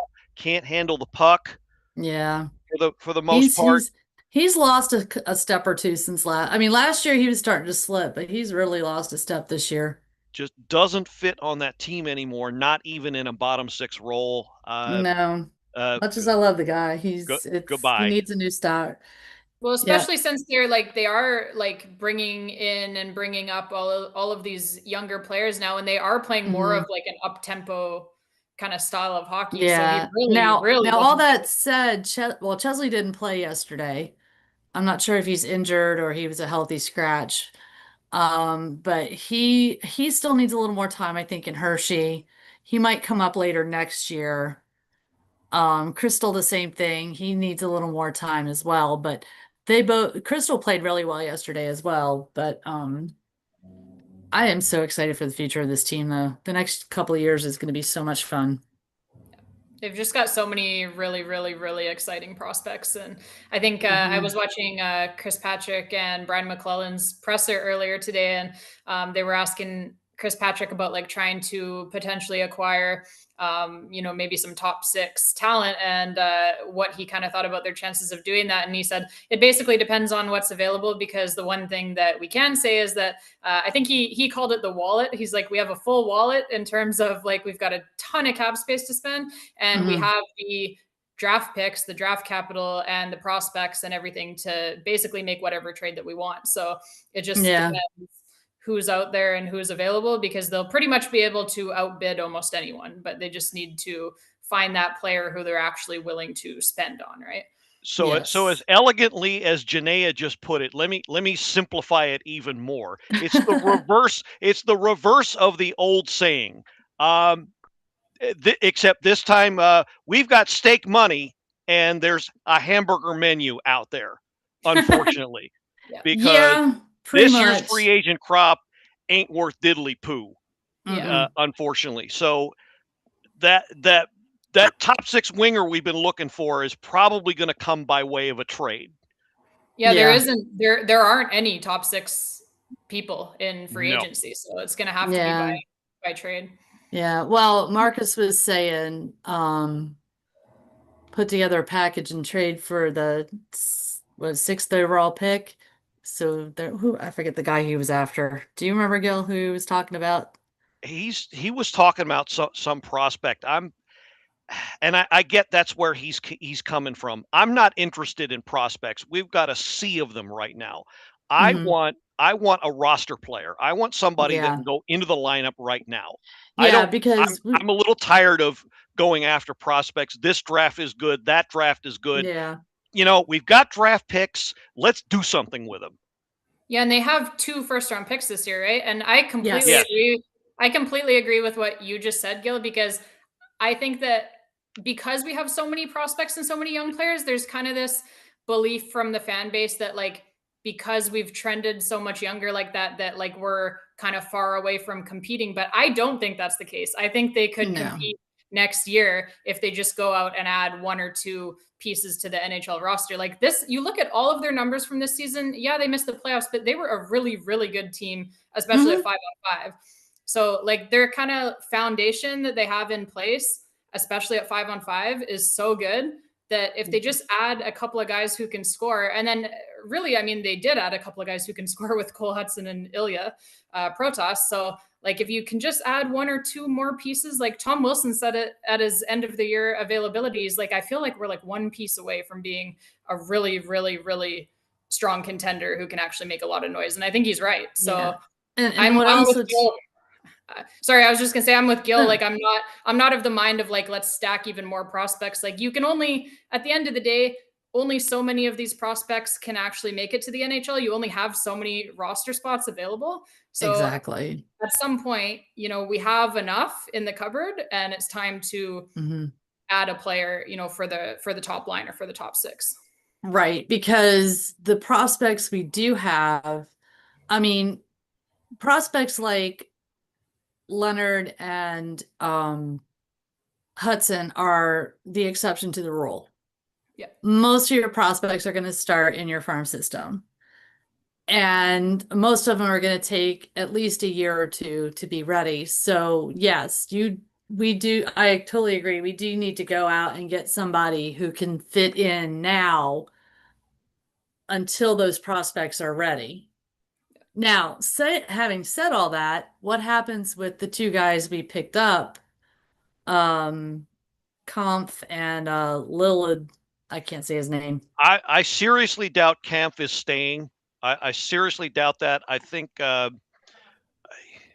Chris Patrick decided, oh, I better replace the 2 guys I traded away. Let me go into the bargain basement bin and find a guy who is at best a really horrible Nick Dowd impersonator and go get him and put him in the lineup. I think that's what that was all about. Liljegren, on the other hand, I would love to see crack the lineup. I would love to see them keep him if he's amenable to a reasonable price and term. I'd love to see him stick. He is a right-hander. They need that. Yes. Badly. And you can't assume John Carlson is coming back. So he's not coming back. I'd love to see a guy with some speed and some skill on the right side take some more minutes. And he's got some experience. So that's yet another, bank of experience that Hudson can draw from. So yeah, I wouldn't mind that. There was a report, I think it was today or yesterday, that apparently there's mutual interest between Liljegren and the Capitals, like for signing an extension. So excellent. At least sounds positive on that front. And they're going to be down a defenseman to start next season, we know now as well, right? Because Rasmus Sandin, it sounds like he's going to be out for quite a while. So yeah, they're going to be down one guy kind of right off the jump next season already. Now he's on the left side is Sandin. So that he's been playing on the right hand side though for the last month since they traded Carlson. And that's honestly, he hasn't really been doing all that well. So that hurts the Caps at depth wise, but not as bad as you would think, because the left side is where they have kind of a surplus. But Sandin's got he's got kind of a long contract. I don't see him in danger of leaving anytime soon unless when he comes back, he plays really well and teams come a-calling at the deadline, which I don't see him being back too soon before the deadline. The injury he had, it is probably going to be at the very soonest January or February. I'm not a doctor. I just pretend to be one on a podcast, but it looked really bad. And the way they were talking, you're not going to see him until at least the new year at the soonest. Yeah, if it's like an ACL or something like that, it's going to be 9 months or so. So that would be January. Least. Yeah. So, but I mean, they just need. I would like to see Liljegren be extended, just because what Gil just said. They need right-handers, and they don't have a lot of them in the pipeline. They're extremely stacked on the left-hand side, obviously, with you've got Chikrin, you've got Ferravari, you've got Sandin, now you've got Cole Hudson. They're so stacked on the left-hand side, but there's really, multiple spots now, assuming that they don't re-sign Trevor Van Riemsdyk, which I hope they don't. But they've got kind of multiple spots open all on that right-hand side. So I wouldn't mind seeing Liljegren get a contract. I thought that he was good in the very limited time that he played at the end of the season here. I thought he looked pretty good. I don't really know why he didn't get a chance to play more. But I'd like to see him back on a cheaper deal. If David Kempf comes back, you guys will not see me on here. I will not be able to come on here and talk about that. I can't get over the fact that they even traded for that guy, just to take a lineup spot away from a younger player.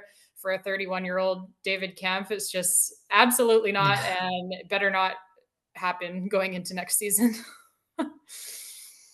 Yeah. Okay, so Ryan Chesley is a right hand. He shoots right. So Chesley's a right-hand defender. So, but he's not quite ready yet. I think he needs a little more time in Hershey. We're probably going to see him season will be good for him. Make a few appearances. But I don't think he's not quite ready for full-time duty.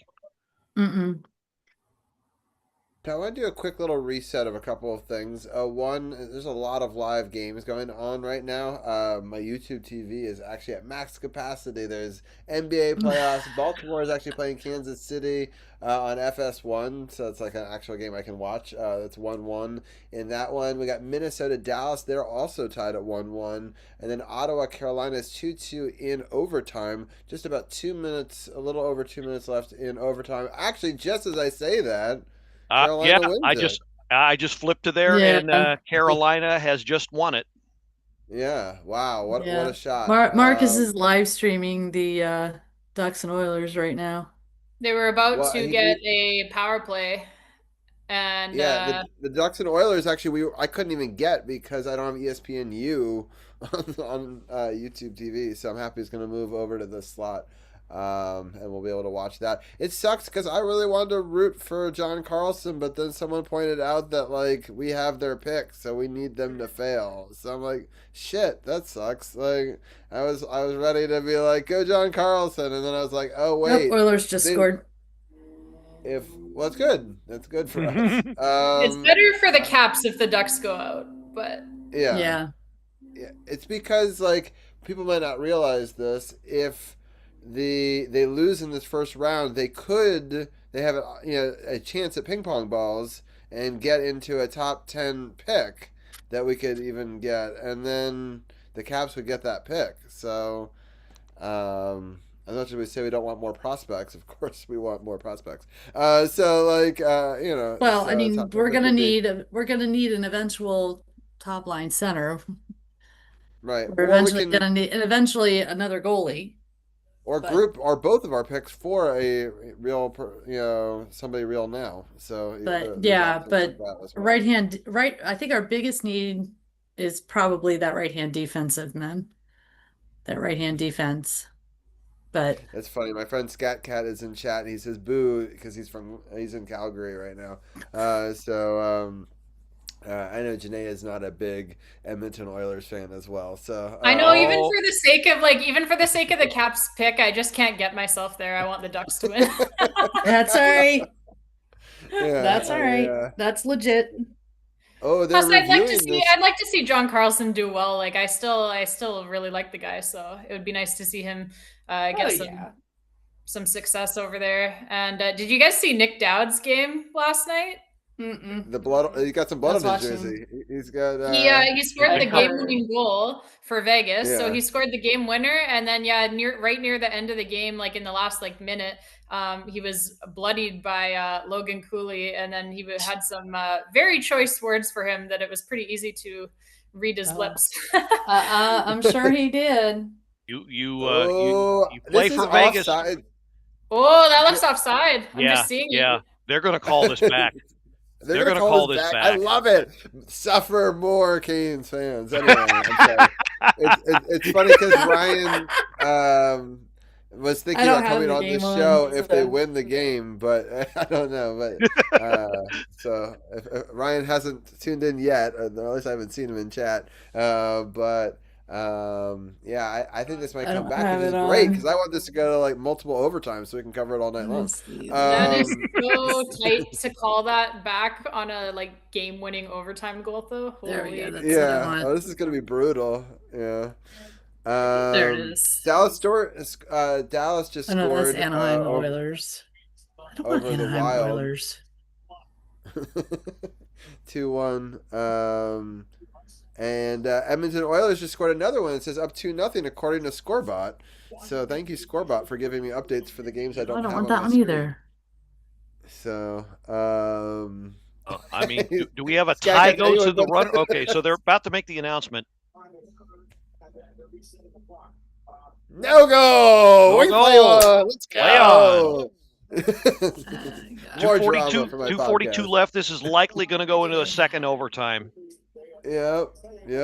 I love second overtimes, Jenaya, that it doesn't matter because it's not our team, so I can just enjoy them for the sake of It is. I'll say that it is really nice watching the playoffs stress free and just not having to. It is worry about anything for once.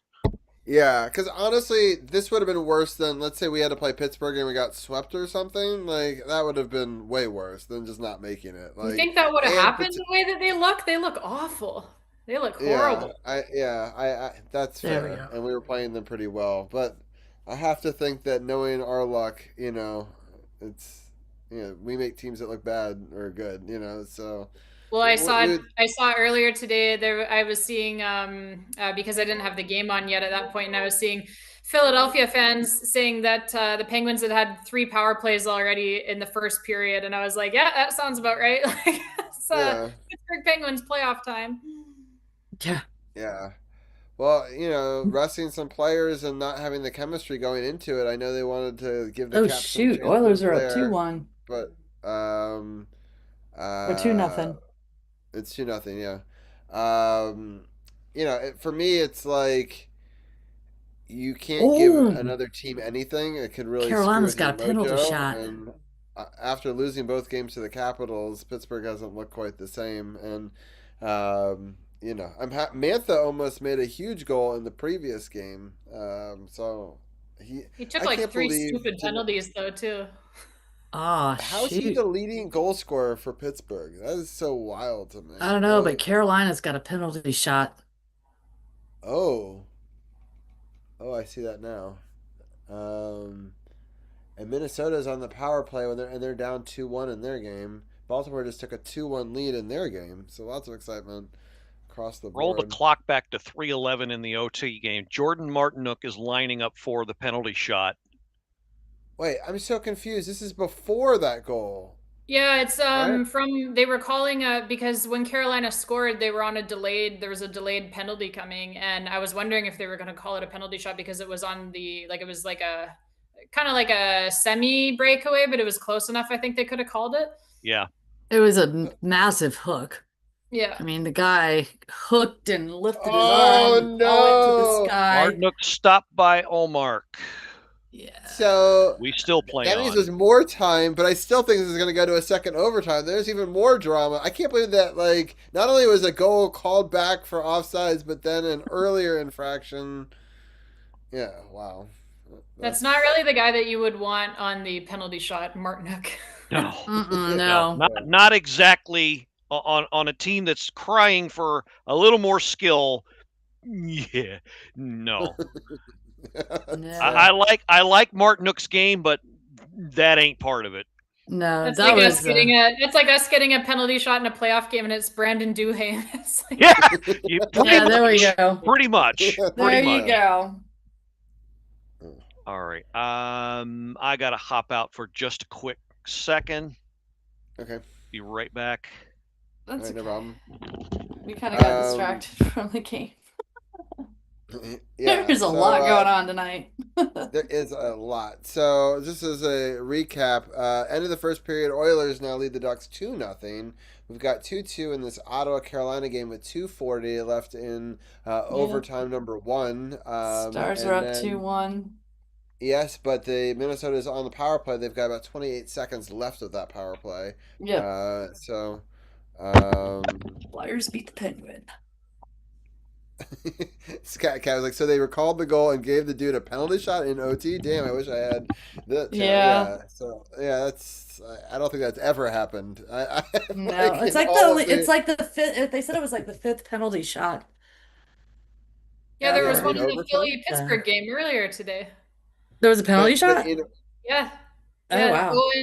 Owen Tippett, I think it was, got the penalty shot, and he hit the post. He didn't score.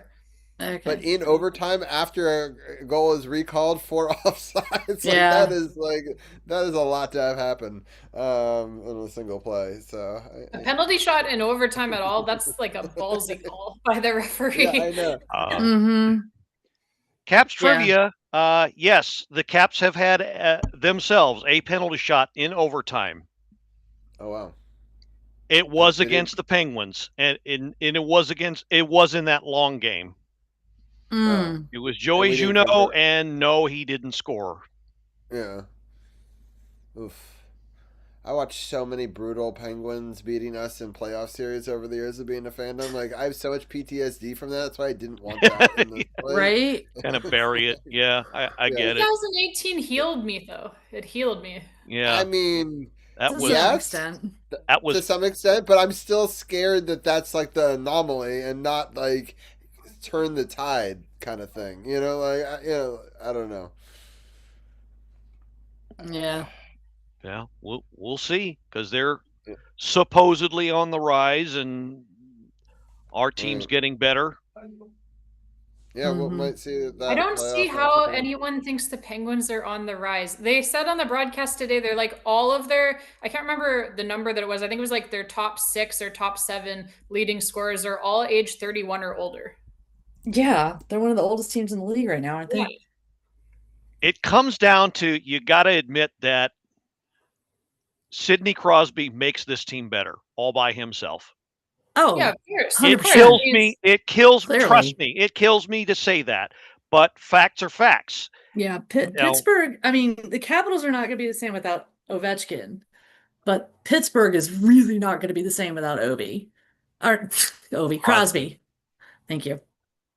I mean, well, they don't have anywhere close to like the cupboard of young players that the Capitals do. So no, I don't really get where is their other center too, and Malkin's not any younger. So it's I was gonna say Malkin's 30-something. And Letang and Erik Karlsson, like they're all ancient. Like, so I don't really get where this notion comes from that they're a team on the rise. I think they're a fluke this year making the playoffs, and they're going to be right back down in the basement again. Like Crosby's not going to be there forever. He's got maybe we can probably play like 3 more years, but I mean, they're not dissimilar to us. I think they're 1 or 2 deals away from being something. They have 1 or 2 prospects that may pan out, not nearly as much as we do, but I like Ben Kindell. I think he's going to be something. Here we go. Next but overtime. They'll be like what we were this year. They'll take a little step back, but not a giant step back. Yeah.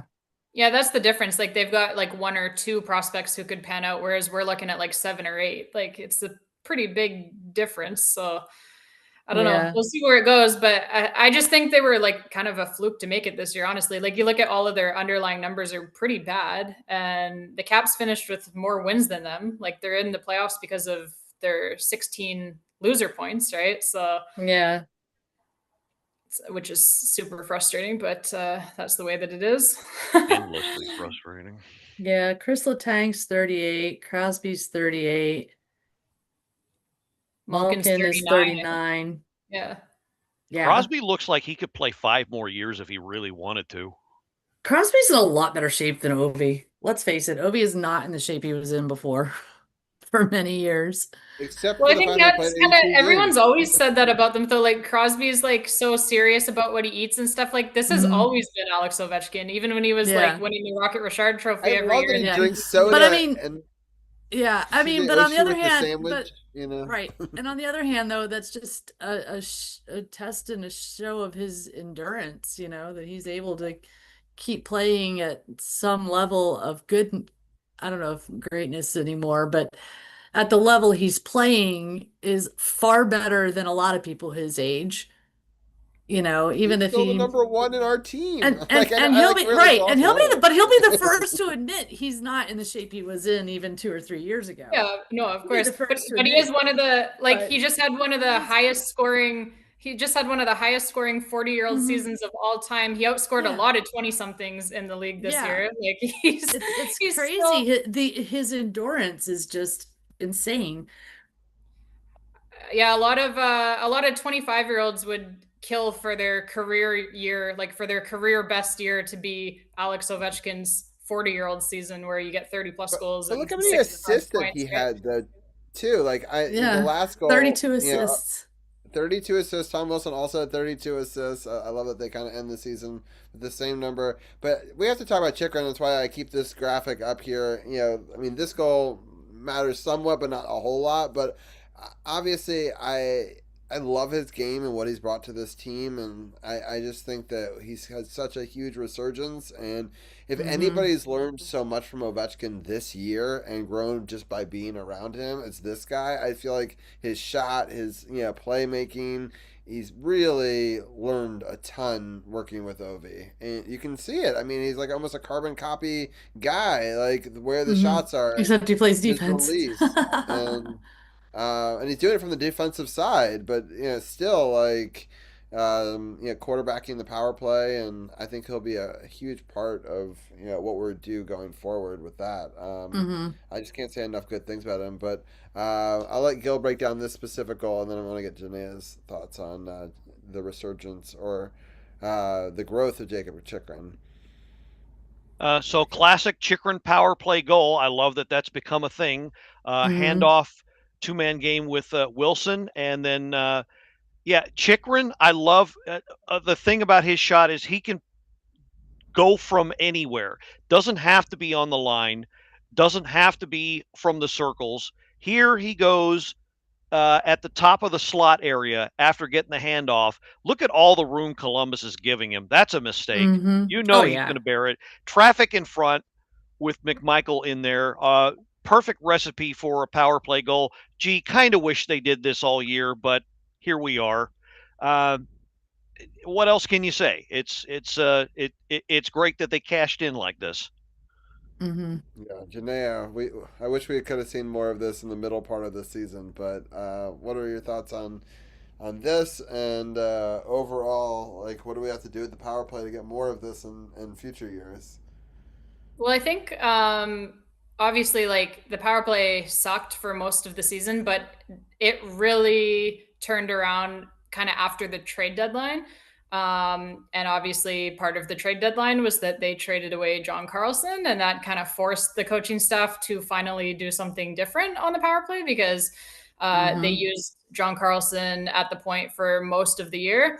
And I think just like having a guy like Chikrin up top instead of somebody like Carlson, like they both have the big shot. But obviously Chikrin's like a way better skater, and he's just more creative with the puck. Like he's got kind of like a whole barrel of moves that he can whip out at any given time. And I think he opens up a lot of space because of that. Whereas John Carlson was kind of more just stationary up at the top, along the blue line there. So I think Chikrin kind of walking the line the way that he does, being such a great skater, it just opens up a lot. And I mean, speaking of the power play, like the difference from most of the season to after the trade deadline, and specifically like when Cole Hudson signed his entry-level deal and joined the team, what a difference. Like the power play from the time that Cole Hudson signed and played his first game through to the end of the season, the power play was like top 5 in the league, I believe. Over that stretch of games. So, it's like a month or two sample size, but certainly it looks very promising now that they have these young players on the power play, and not just Cole Hudson too. Like now they're using Ryan Leonard on the power play. He's been very good on it. Ilya Protas, they call up him. He looked awesome on the power play as well. So like the more that they integrate these young players into the power play, the better and better it looks. And I think that's really promising going forward. Let's hope they can hold to it, the coaches. Yeah, for sure. And I mean, talking about Jacob Chikrin specifically, like the guy is just a freak. Like 26 goals as a defenseman is unhinged. He's just an incredible player. I cannot believe that the Capitals got him for what they did, like for Nick Jensen and a 3rd-round pick or whatever it was. It's unbelievable. What an egregious trade by the Ottawa Senators. It's completely like the acquisition of him, the acquisition of Logan Thompson, the acquisition of Pierre-Luc Dubois, like these are trades that were all made in the same offseason that really turned this team and this franchise around for where they were at, because all of these players, like, it's just incredible that they were able to pick up these guys for what they did. And Jacob Chikrin, like, he's literally one of the best defensemen in the league. Like, I can't say enough good things about him. It's not just offensively, like he plays really great defense as well. He's not a guy where like he's cheating so much for offense that his defensive numbers suffer. I think he was like plus 20 this season. So like he defends really hard as well. He always skates back hard. I think back to a play in, I don't remember if that was the last game of the season or the second to last game of the season, where he literally dove back and knocked a puck off of somebody's stick on a breakaway. And it must have been the second to last game, because the crowd went ballistic. So that would have been in Washington. But yeah, like he just defends so hard as well, which I really respect, because sometimes when you're an offensive guy, that's kind of all that you care about. Yeah. But that's and I think he's someone that Hudson can learn from. Oh, for sure. Because Hudson is very offensive. He's a very offensive-minded defenseman, but I think Chikrin, not that he would. I don't think pairing him with Chikrin would be useful, but just having Chikrin, him able to watch Chikrin and what he does, Cole can learn from him. I do like him paired with Roy. I really do like him paired with Matt Roy, but I think Chikrin is a guy that Hudson can learn from.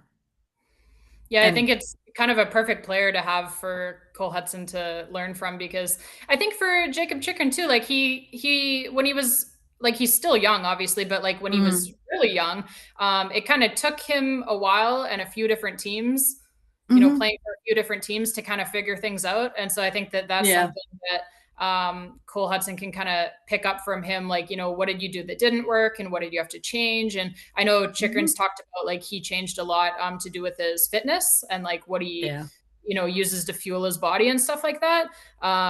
So that's maybe something that he can learn from. But yeah, I think it's just a perfect guy for younger players to learn from. I'm so happy that he signed an 8-year extension. I think it's an incredible deal for the Caps, for a guy that really wanted to be here. So I think we're very blessed and very lucky that he did want to be here, because he's an incredible player. Yes. I agree. I think that he adds so much to the team. I'm really excited about the future with him in it, and I just think that, you know, we really saw just the beginning. I mean, he seems to be developing still and growing into the player that he is. One other person I wanted to mention that we got in sort of a steal is Justin Sordiff. You know, like he really stepped up and got some big minutes and big roles for us. You know, I'm not sure where he slates, you know, with, you know, all the different players that we have, and that's sort of, we have an abundance in some positions, but it's so great to have a Swiss Army player like that that can jump in and play so many different roles and minutes, and really, you know, stepped up big. I thought. One other thing I like to say is I really hope he doesn't end up being odd man out in a year or two. I really hope maybe he. you could. Yeah, I hope so too. But maybe you could use someone like that to trade. You know, that might be a good, you know, person to do that. The Baltimore Orioles just got some big runs here. They're up now 7-2 in the top of the 12th. They just so hopefully they'll be able to hold that one off here. Minnesota is still down 2-1 to Dallas in the second, and the Oilers still lead the Ducks 2-0 in that. Is that one. right? So the Ducks only have 4 shots. Wow. Yeah, it is, and so yeah, it's been a lot of fun. C4, I feel like I should let you go because I feel like we've had you all night. So I'm gonna let you give your final thoughts, and then I'm gonna talk to Jenaya and Gil about a couple of more playoff things, and then we'll let them go as well. But C4, I had so much fun having you be a part of the No Spots podcast, and you know, getting to watch you be over there, and you know, I'm excited for you to come back on and give your Hershey Bears report. For hopefully as long as they are still in it. Any final thoughts that you want to share before we let you go?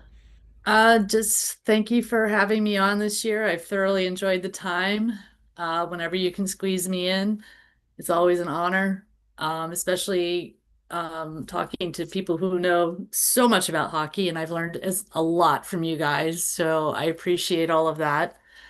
And I look forward to the next one. So we'll keep it going, and hopefully, you know, the Bears will keep going in the playoffs, and I can keep you guys informed, and I'll try and watch as much playoff hockey as I can, but right now it's past my bedtime. So.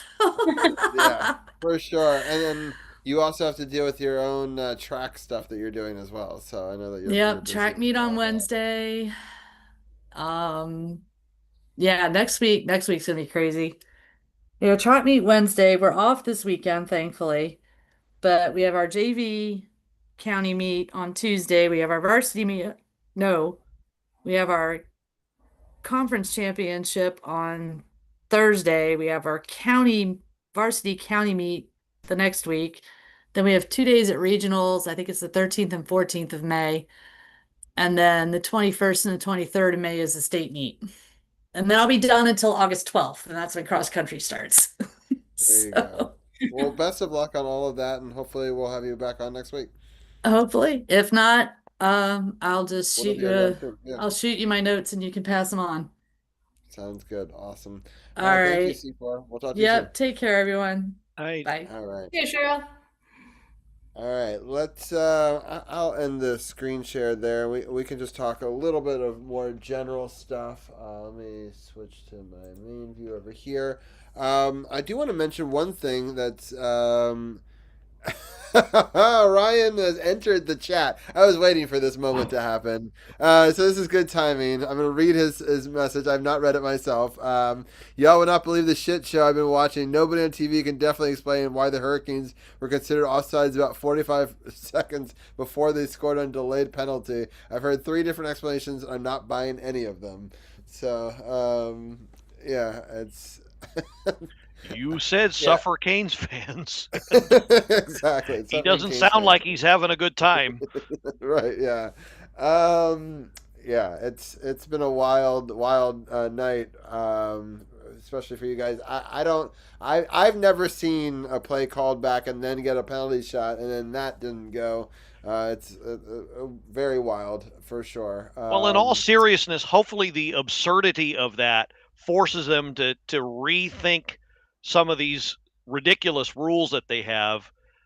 There is call for, knowledge among knowledgeable fans like us, that if the offsides that occurs that nullifies a goal rolls back into play that far, I mean, really, does it really need to be called back? That's what I was saying. It's like, not that I have any like sympathetic feelings for Hurricanes players or their fans, really, but it's just, it seems ridiculous that it's like it was maybe like a millimeter offside, and it's like so long before the actual goal happens. I feel like there has to be some type of a balance. Like they have to use some common sense of like, at least make it like, if it was like, 30 seconds or 45 seconds or a minute before, or whatever you want it to be, whatever set amount of time, then you can recognize that like, okay, that didn't actually affect the play. And in that case, the challenge is not applicable or something. Like they have to, you can't, I don't know. It just seems silly to take away an overtime game-winning goal for a play that was like a hair offside that long before the actual goal was scored, in my opinion. Yeah. I don't know. Yeah, no, there should be like a clock, and it has to have 60 seconds, or it's like washed out, and it doesn't like affect the play anymore. We would be so annoyed right now if that was the Capitals, right? Like, yeah. In fact, Ryan said didn't it happen to the Caps last year, and I'm sure it did. It sounds we've had a lot of ones like that. Yeah. We have definitely. I remember like last season we had like 4 of them called back. I remember like John Carlson himself had I think 4 called back at one point. Oh shit, there's a fox at my door. Oh my god. Sorry. Like a fox just walked up and rolled right up to my window. It was like peering through the glass. I'm happy that the cat was over there and the dog is asleep next to me because they would have both gone ape shit. Sorry, that was wild. I thought it was a cat at first and it was like peering in. I was like, oh no, you're a fox. Like, that's wild. Anyway, so I did put it out to Ryan that if he wants to join us, I'm happy to send him the link to why I have a suffering Canes fan in a box as part of this broadcast. But I don't know if he's going to want to take us on that. We just started the second overtime in that game. But I think overall, I'm still happy with how the Cap season went. I know it's a weird thing to say, even when they don't make the playoffs. I thought that they played well. It wasn't the huge regression that a lot of people thought was going to happen to them, even though I know that, again, that they missed the playoffs. But I don't think, I talked about this with Gil, earlier on. I want to give a quick shout out also. Gil's doing a cool thing where fans of the Capitals will get to answer questions from Gil, and they're going to be like segments that he might release on the channel. And I was thinking, Gil, you should I wouldn't even group too many of them. I would just like throw them out individually. I think people would just go back and listen to them, one-offs, and they could be short ones. So it's just a thought, I think I like the idea of a short form content and do like a series. Yeah, exactly. And I think especially because you don't have a full podcast for a while, so may as well start a series of them. And you never know. I would love to listen to them separately because then I could listen to them one at a time and know who I'm getting. And I enjoy being on it regardless of how you package them. I would definitely look forward to. I know that you have a couple more coming this week as well. That is probably a great idea. Just kind of keep us out there because for all intents and purposes, we're done. And Anna usually takes the summer off, so we're pretty much done. So maybe release them once a week or into the next few weeks or every few days, just to kind of keep us out there. Yeah, I kind of like that. So I appreciate that. I think that's probably what I'm going to do, because I do have about 3, maybe 4 more folks lined up, maybe even more if anybody wants to participate. So. Yeah, no, I think that would be great, and I meant to even tell you that yesterday, but I was thinking about it after I had left the show. Because the other thing is that it will give people chances to hear other people's thoughts of it, and then maybe even in a few weeks that somebody else be like, you know what, I've heard a bunch of them, I'm in, and then maybe they weren't going to, or gives them a chance where they couldn't do it this week or next week, but they do it a couple weeks out, and then it's still part of that series. And I'm hoping Jenaya will take you up on it and join you for one of them as well, because I'd personally like to hear her thoughts on some of those questions. Well, I think if it, not that I'm against her being on it, but I think if we did that, it would probably go on like one of these overtime games here. It would probably go on and never stop. Right. Yeah, we tend to talk when we talk. Yeah, that one's definitely not getting packaged with another episode. That's for sure. So, but I definitely I would encourage it.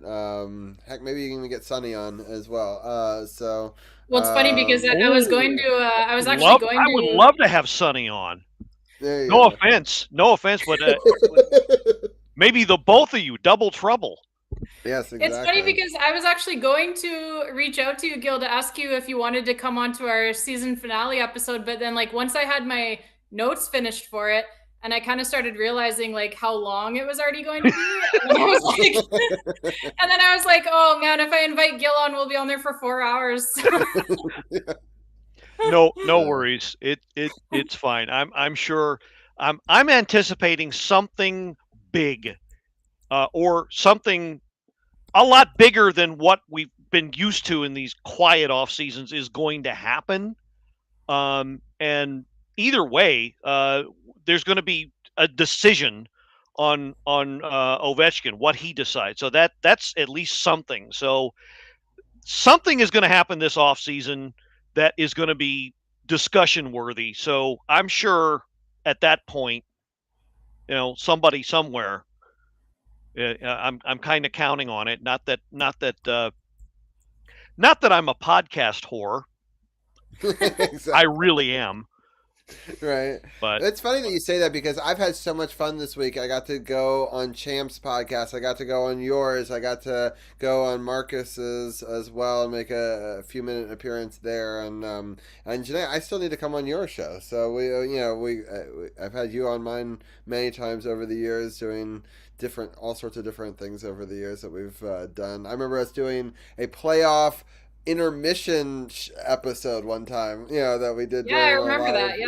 Yeah. So that was many years ago. A long time ago. Yeah, I think potentially before the Cup, or maybe on that run. So, well, it's like I told you, and I told Gil too. It's open invitation. So anytime that you guys want to come on, you just shoot me a text and let me know. Because I think Gil's right. I think something.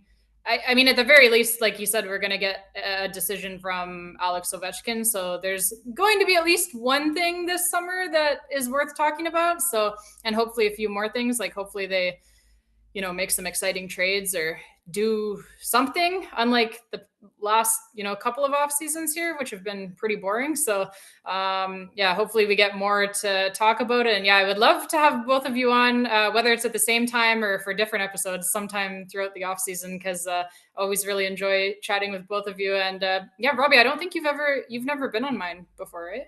No, I don't think ever. And heck, I'd even do it if we could do it with the live thing too. I like the live gimmick, so I'm down. So I'm happy that you've done that, and even Gil's dabbled in a live video this season as well. So, and then we got Champ doing a 6-person WrestleMania broadcast. So it's cool to have sort of seen some of the things that we do here seep into some of your guys' stuff as well. So it makes me happy to see it grow and evolve and change. And and stuff like that. This is such a wild night of sports. Kansas City just scored a bunch of runs. Now they still have 2 outs because they're still they're playing in Kansas City, so they had an opportunity to come back. The 7, runs maybe not enough. There's a man on second, and again 2 outs, and we'll see if Baltimore can hold on. Dallas is still up 2-1. Carolina is still tied 2-2. Sorry, Ryan. We've got Denver's up 44-32 over Minnesota in their playoff game as well. And then there is still a Ducks-Oilers game. The Oilers are up 2-1 over the Ducks. Ducks scored. Oh, and the Ducks just scored again as I'm talking about them. So, and it looks like it's the same guy. Troy Terry has 2 goals in a row. One at 19 seconds, and oh no, he just got re-updated on this thing. Now it says Leo Carlson at 4:37. All right, so 2 goals there in the first 5 minutes of the period ties it up in that game. So definitely some excitement happening there against the Oilers. I feel bad because somewhere Adrian's upset. We got to get him on the show too. I can have 2 upset people tied in 2-2 games that we've had in the past on if they wanted to come on here and give their live reactions as they have to suffer through all that. But I think my buddy and I were gonna watch the next game for his Oilers in the VR. Have you ever done that? Yeah, I have not done the VR thing, but that does sound kind of interesting. Yeah, it's pretty cool. He just sets it up with he just signs into his Sportsnet app, which I can do too. I just don't know how to do it in the VR because I almost never use it. But yeah, you just put your VR headset on, and then he just sets up a room with the Sportsnet app, and then you can pick whatever settings. So you can watch it in a movie theater or whatever, or or a drive-in movie. I actually do that for the YouTube app and watch some videos in theater. I haven't done it in a while, but that's actually one of my inspirations for doing this 4K scuba series is eventually I want to be able to relive my dives in VR, and so it's cool for hockey because the reason why he and I do that is because we don't live in the same place, right? So he lives in Calgary, and it's cool because you have your avatar or whatever, and it's he and I yeah, we're sitting next to each other in the movie theater or whatever, right? And I can throw popcorn it's like at watching him. an IMAX. Yeah, that's awesome. Yeah, it's cool. Funny. Ryan said it's only fair that the Hurricanes have to beat Ottawa and Toronto to advance. Because he's talking about the officials there at Toronto. But anyway, there it is. The Orioles do defeat the Royals. They're 7-5, and so that's exciting for Tim and other Orioles fans of the show. We got 12. It's about to be 12 minutes left in the second overtime. I'm sure Ryan, that Flacco, is sweating it out here, and definitely a lot of exciting matchups. I'll ask you, each one of you, real quickly, Jenaya, any of the series that you're most excited about on the East or the West? I think probably the 2 that I'm the most excited to watch just from a competitive standpoint, or that are have really caught my attention with the matchup, or my interest level, is probably in the West. I think Dallas versus Minnesota, that just I think has the potential to be fireworks, electric. 2 really, really, really good teams going at it. And I think it'll be pretty evenly matched. And then in the East, I would say the Tampa-Montreal series has piqued my interest just because, again, it's two teams who kind of play very similarly to one another, but they're 2 really good teams. And I think it's just evenly matched and should be really good hockey. So yeah, those are kind of the 2 that I'm looking the most forward to right now. Yeah, I need to go back and watch the Tampa Bay Montreal game. I saw parts of it, but I missed the ending. I definitely want to see that. But one game that I went back and watched that was really good was that Boston Buffalo game. Man, those fans were electric. And that's watching, the one I've got Boston, my eye on. Yeah, watching Boston fall apart like that to so Buffalo. Great, great. Shout out Uncle Brad. Shout out Uncle Brad. What a third period. What a third period. Amazing. Glorious to watch. Amazing third period by the Bruins. Wow. What a Yeah. great job. Yeah, I thought that you guys would both like that. So I definitely enjoyed it for sure. And man, they've got some snipers on their team, on that Buffalo team. They can score quick. Like it's not a fluke that they were, they won that division. Hopefully they can keep that up. But I was nervous because that game had a lot of good goaltending in it and a lot of missed opportunities early on through the first two periods, and it just looked like the bounces were going their way. And we know that Boston goaltender can stand on his head, and I just thought that it wasn't. Wasn't going to work out, but just like a light switch, it just all flipped on a dime for them, and wow, it was quite electric for sure. Ryan said, "Who doesn't enjoy watching Boston lose?" So yes, I agree. Yeah, just wild. And to speak to this Minnesota Dallas game, Janae, it's been fiery back and forth. Dallas actually is now going on the power play with 2.4 seconds left in the second period, so that'll bleed over into the third. And Dallas has that 2-1 lead. But Minnesota won the first game, right, in Dallas? So, like, Six to this one, would just yeah. tie the series. So, yeah, they won it really big. Yeah, as you just said, it was quite a surprise for me. I didn't expect them to. I thought it would be a closer game, more like this one. So Dallas does. They yeah, always lose game one of every series, though. I don't know yeah, why. that's true. That's very true. It's they like to make things difficult. It's But yeah, it'll be interesting to see what happens here if Dallas is able to convert on this. I'm sure this is about as it does go to the third period there, but they'll have almost a full 2 minutes of that power play on the other side of that. So a chance to increase the lead to 3-1. Gil, any other thoughts that you had on the playoffs so far? I would absolutely love it if Buffalo advances. I am getting an extreme kick out of seeing their fans just go completely bonkers, whether they're in the building or outside the building. I could not get over this video I saw of a bunch of their fans behind a railing. They when they scored the go-ahead goal. They knocked down the railing. They were celebrating so hard, and then they picked up the railing back up again, set it back up, helped the security guards set up the railing again so they could stand behind it. Yeah, You that's you awesome. couldn't. That's so Buffalo. That just is. But that's And there was snow, right? I think yeah. they It like was started to snowing snow. too. Yeah, there was snow in the background, and I, you just couldn't ask for anything more. And it's just I don't know. It's kind of nice that we Caps fans kind of get to sit back and enjoy that.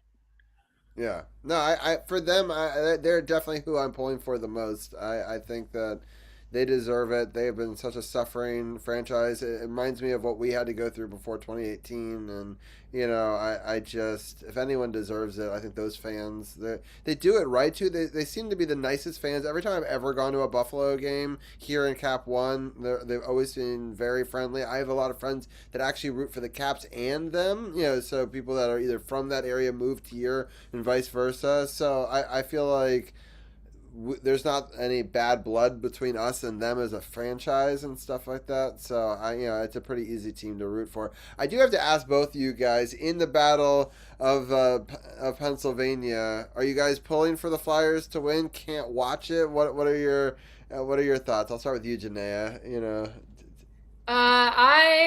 So for my bracket, I picked Philly, so that's looking good. Yeah. Do I want either of them to win? No.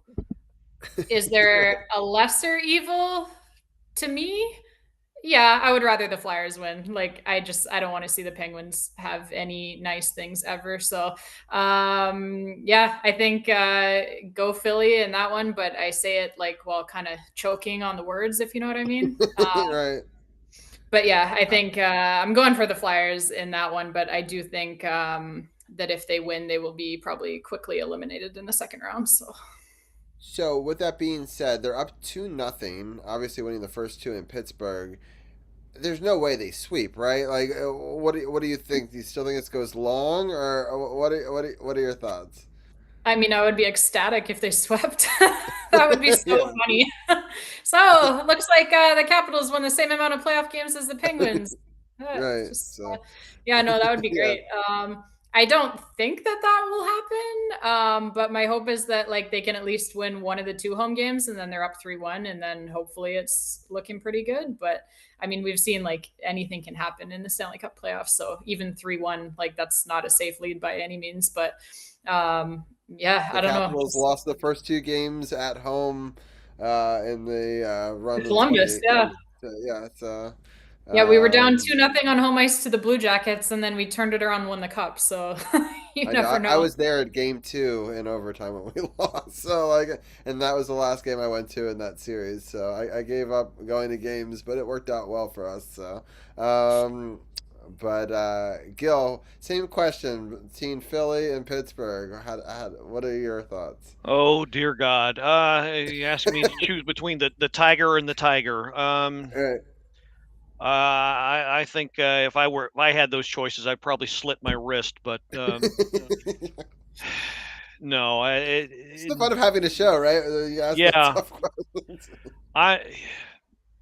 Well, I guess best case scenario is it goes 7 games.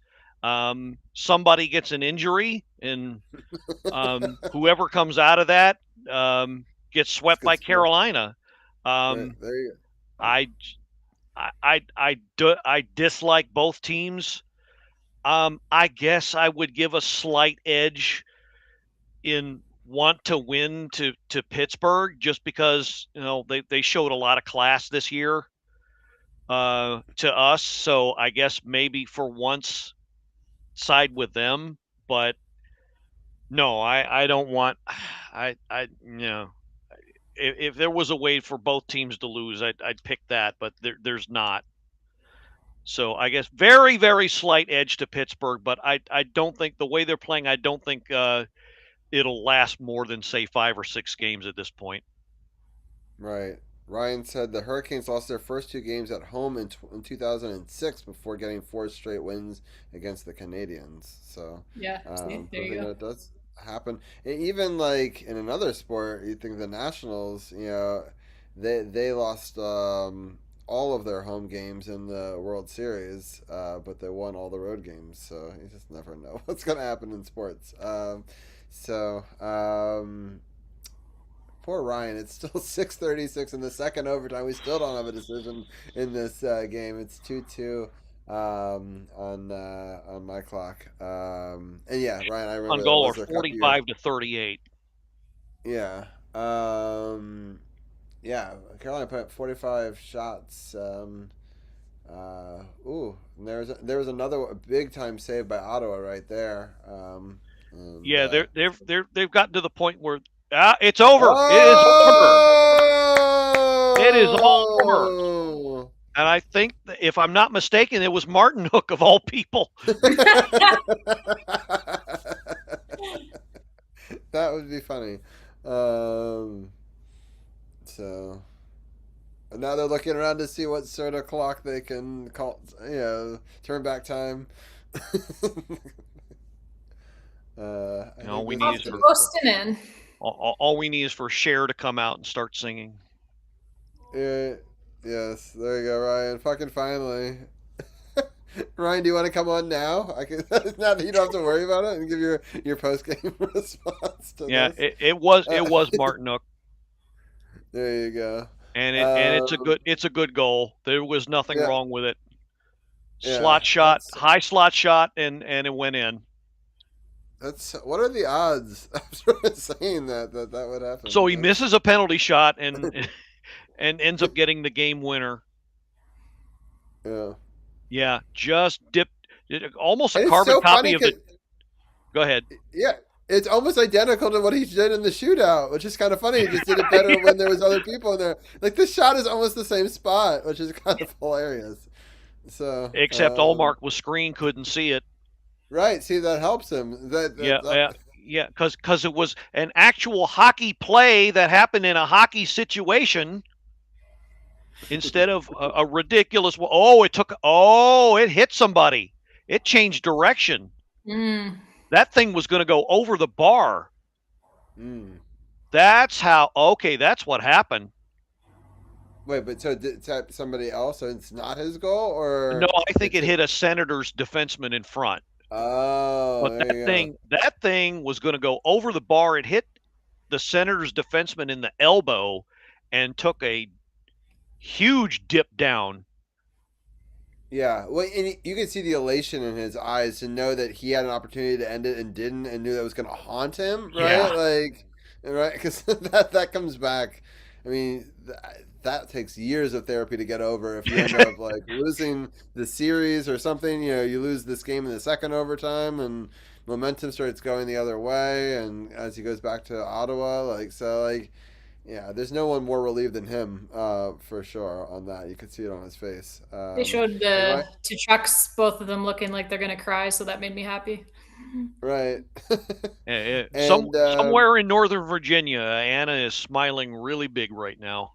Exactly. And Ryan said, "Wait until you see the offsides call. I'd love to see your thoughts on it." Do you guys think that was the right call for the offsides call? And you guys?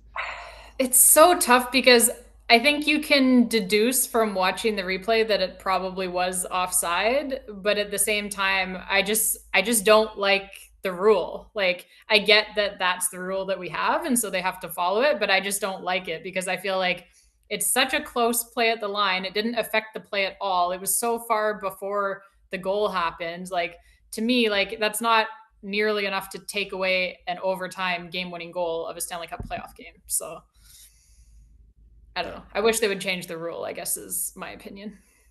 Yeah. Gil, do you feel the same way? It's same rule. The rule stinks by the letter of the current law. Yes, they made the right call.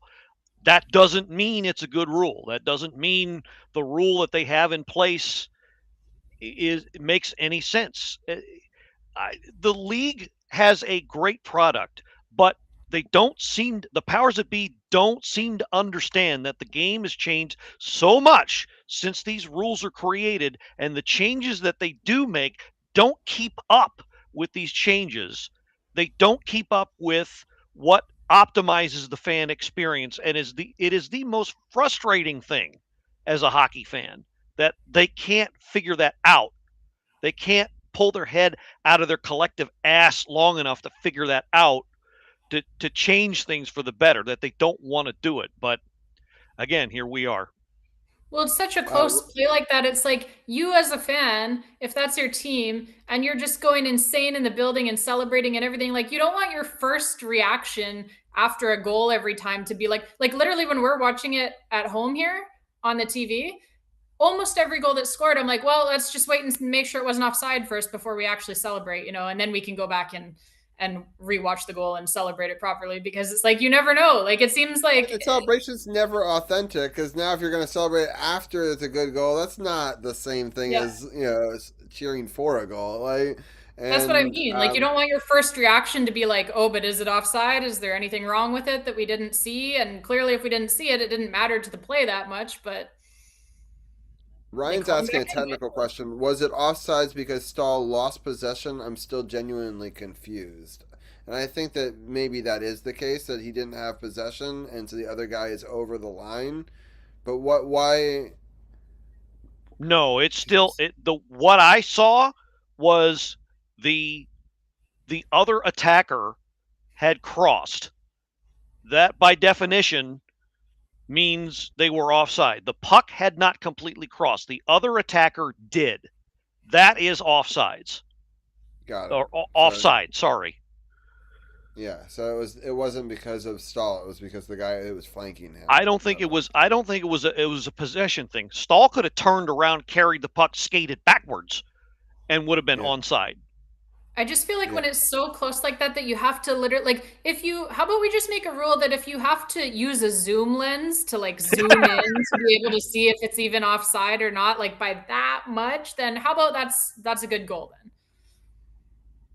If it's that tiny of a margin that like you're like, oh, is the back of the puck still, just barely touching the blue line? I don't know. I can't see. Oh, is the back of his skate blade still just barely on the blue line? I don't know. Like, it's just enough. Like, we don't need to be taking goals away for stuff like that.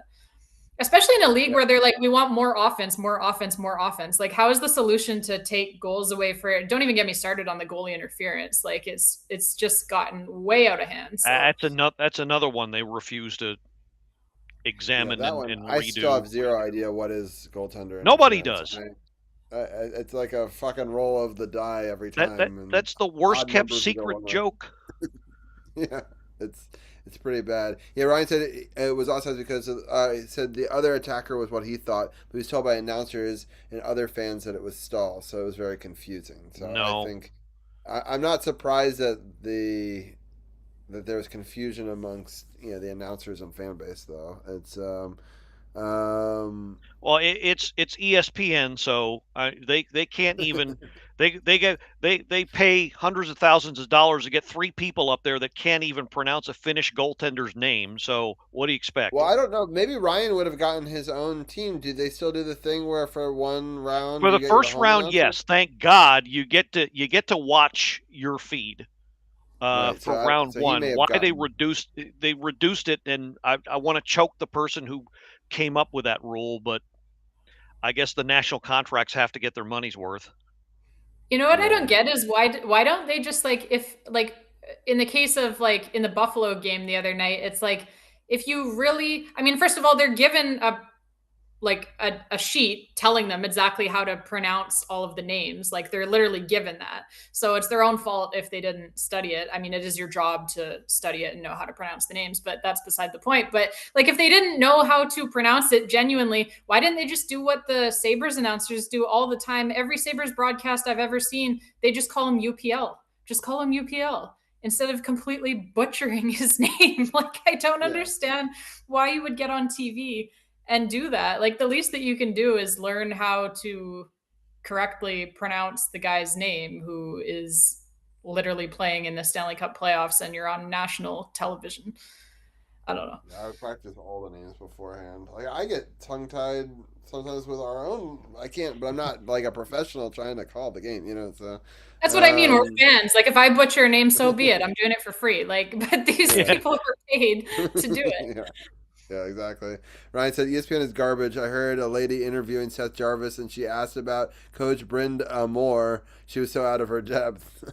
So yeah, it was. No, it's pretty bad. And I was watching one of the reporters literally say, "What is it like to play with a team for your whole career?" And he was drafted by a different team. I was like, "Oh no." Well, I saw that one. Who was that again? That was brutal. Yeah, it was just the other day. That was Tage Thompson in the Buffalo game. Yeah. 3-2. That was brutal. Yeah. There you go. The Ducks. Was that Johnny? Oh no, it wasn't Johnny. Never mind. Yeah, this has been a good period for them. Oh, so that one is Troy Terry again. So he did get a second goal of the period in the end. Not a natural. Carlson had the assist on that goal. Oh yes, his first playoff assist. There he goes. So, yeah, maybe they have to pull out the flying V or something. So we'll see. Do you guys think he's back? I thought Chris Patrick's comment in his presser today was a little bit interesting when he referenced specifically right-hand D, that they'll look to the free agent market for that. Yeah. There's one free agent right-handed D that comes to mind when he says that.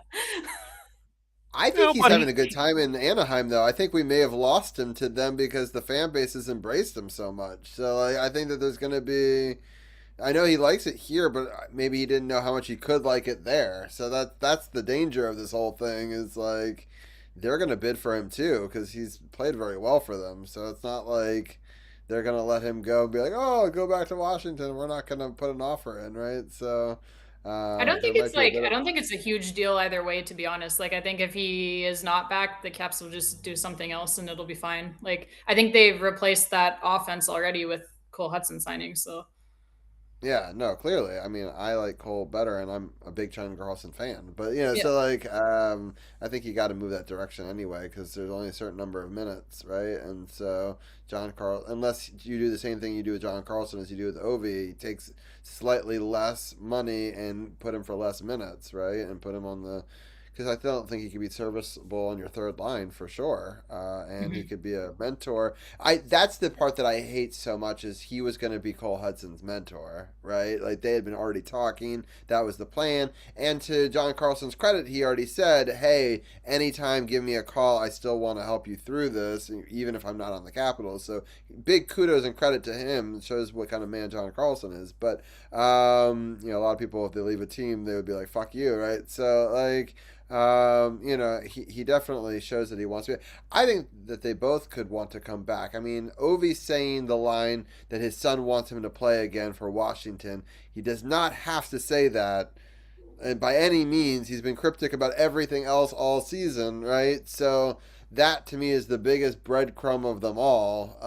Because like he's gonna let his son down, right? Like that's not as a dad. Like I don't see that happening, right? So like what?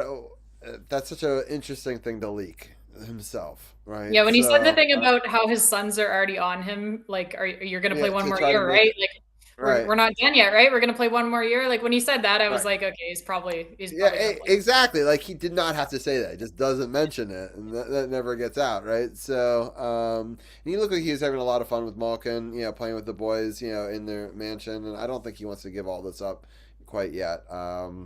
So I do think that they're, and hearing TJ Oshie, which I love that he was the between the glass announcer for that last game for ESPN and was able to bring him, you know, a sandwich and flaming hot Cheetos, but also like him talking to him and then going and having drinks with him after the game. And he said in an interview that I saw that he went and had drinks with Ovi, everyone else kind of dissipated and left, and they were the last two having drinks together, and they had heart to heart, and he won't say anything, but he thinks he's coming back. I was like, you're not going to say anything, but you're saying that, right? And so, you know, so I think that kind of yeah, Ryan says, I think his boys understandably don't want to give up the NHL life. Yeah, I agree. And the thing is if he was strong enough to play 82 games this season and put up 32 goals and 32 assists, like, I saw people talking about he's coasting. I was like, why wouldn't you want, like, if that's coasting? Exactly. That's my point. That's my point. Oh, he's coasting. I don't care if he's coasting. He scored 32 goals still. Who cares how he puts the pucks into the net? He scored more goals than anyone else on this team. I don't care if he's coasting. Right. And even if he put up 20 next year in a reduced role, I would take that, right? Yeah. So, like, I don't... It doesn't have to be. I think the frustration, the thing with Ovi, the side that is frustrated with him, they're the ones that see all these prospects coming up and think, for better or for worse, he is a roadblock to their developing. It doesn't have to be that way. I don't know how true that is. I don't think it's very true. I don't think one guy is going to be a detriment to, you know, all the quality forwards they have coming up. I think, frankly, it's a little misguided. Gil, is that he still was putting up a lot of minutes, and the young guys, you know, weren't getting as many minutes. And so, like, the quick, you know, looking at the box score, which obviously doesn't tell you the whole story, but you would say, hey, look, Ovi's getting all these minutes, and they're not, so that's a problem, and the only way to solve that would be to get him off your team, which... I still think Ovi would take a reduced role if he was asked to. I think right. How many minutes do people actually think he's still playing? Because people are talking as if he's still playing like 20 plus minutes a night. He's not. He's playing like 13, 14 minutes a lot of nights. So, right. Early in the season, varies. He was some taking 18, some 12. You know, so like I would like to see it consistently around 14 and not the 16 to 20. So like we're still seeing some 16 to 20 games, and often. But I think they figured that out like closer to the end of the season. Like they kind of like the back half of the season, Carberry I think kind of found the sweet spot of like where Ovi is most effective and where the rest of the team is most effective. And you can see that reflected in their record. Like for the last couple months of the season, they were one of the best teams in the league from like basically the after the Olympic break until the end of the season. And that's when Ovi was playing fewer minutes, right? So as long as it's going to continue forward like that, like with him having kind of that, like, you know, 13, 14 minutes a night, I don't see why you wouldn't want to do that when he's still scoring as many goals as he is. I just wish that we had figured out our power play sooner. I feel like we missed out on a couple of points, a couple of goals, a couple of situations. I obviously hate the penalty, the shootout thing, but like we win a couple of those, it's a different story. It sucks because we pissed away a lot of stuff in the middle part when PLD wasn't playing and things were being shuffled around a lot, and it's not really all the team's fault. But like just those couple of games were the difference of making and not making the playoffs. And I do, to your point, I think we were such a stronger team at the end that maybe we could have gone on a run here. We were getting healthy at the right time for the most part. We have some injuries now, but man, I would have liked to have seen a 19-year-old Protus, in the playoffs, right? Just that experience for him would have been nice to have, and with the Cole Hudson too. So. Well, that's the frustrating thing is like from basically like the Olympic break to the end of the season, they had the second best winning percentage in the NHL. And like they were hot at exactly the right time when you want to be hot going into the playoffs. And I think that's why the guys are so frustrated too, because like Tom Wilson said it the other day in his exit interview, he's like, we honestly legitimately feel like we're a better team than probably 5 or 6 of the teams that are in the playoffs in the East. So that's like where they're super frustrated, because if they had just picked up a few more points in, November, December, January, then they wouldn't be in this position. And if they had gotten in, they probably could have made quite a bit of noise this season. So that's the frustrating part. Yeah, for sure. Ryan said, now it's a silly reason blocking prospects. I think a better reason is you have to look at how Crosby and Malkin have struggled in the playoffs when the ice gets smaller, and you have to figure out a different way to win besides having them keep the regular season scoring pace. Yeah, so I mean that is true. The scoring does dry up, in the playoffs, and so you need consistency. That's why like a Connor McMichael, who's a restricted free agent, is such a big question mark going forward. Because the Connor McMichael that we saw 2 years ago, you'd want back in a heartbeat. The one that you saw this year for big stretches, I don't necessarily want to give a whole lot of money for that, right? So, but there are times where I see it again, and I'm like, oh, there's the Connor McMichael again, right? So. His game, as well as Protos the senior, consistency within their games. We saw moments where we saw what they looked like last year, but other moments where huge regression for both of them, maybe due to injury. We're not quite fully sure, but like those are some of the question marks going forward and how we take a step forward for our team. Gil, what are some of your thoughts on that? I wouldn't knock McMichael so much. Yeah, he scored 10 less points, but his goal to assist ratio radically shifted. He wasn't the great game-breaking goal scorer this year, but he was in on a lot of big goals. He was in on a lot of big plays that turned the game around. If you were really watching, you would know that. Yeah. So I'm sorry, I'm not down on McMichael as some are. I do hope they keep him. If you're going to let him go, make him a part of a package for a top-line player at least.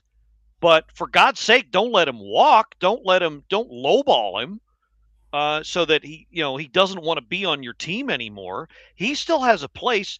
Okay, yeah, he's an ex-first rounder, so you would rather get a lot more production from him, but he still is productive. I don't get the hate for him. I don't. And he was a late first rounder. Like he actually is a lot more productive than a lot of other late first rounders. Like he was 24, just turned 25. Like he's gonna have some inconsistencies. Like I was really surprised that the comments that I saw from some people of like really wanting him traded. I don't get that. I feel like he's kind of like, we should want more players like him, not less. Like he's one of the fastest players on the team. He's got some offensive pop. He gets probably the most breakaways on the team because of his speed. He's got, quite a bit of skill. He can score some goals. He still put up some points this year. He kills penalties and he's really good at it. And he's just like, he's got that kind of intangible thing where like, he's a gamer, right? Like Gil just said, like maybe he didn't have the number of goals this year, but a lot of the goals that he scored were closer to the end of the season where we needed every single standings point. Either ones that would tie a game or take a lead and stuff like that. Yeah. Important goals, it's not like the fluff goals. No, I agree.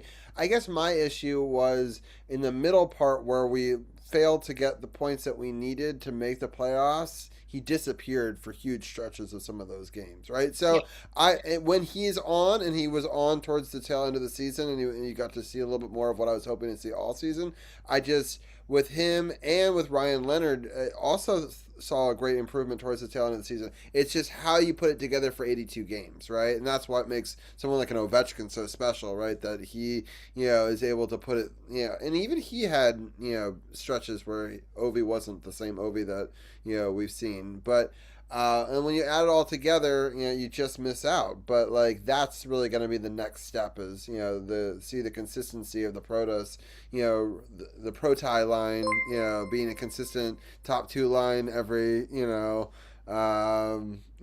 day, because they could grow into that. It's just, they have to want it. And it's such a grind of a season for sure.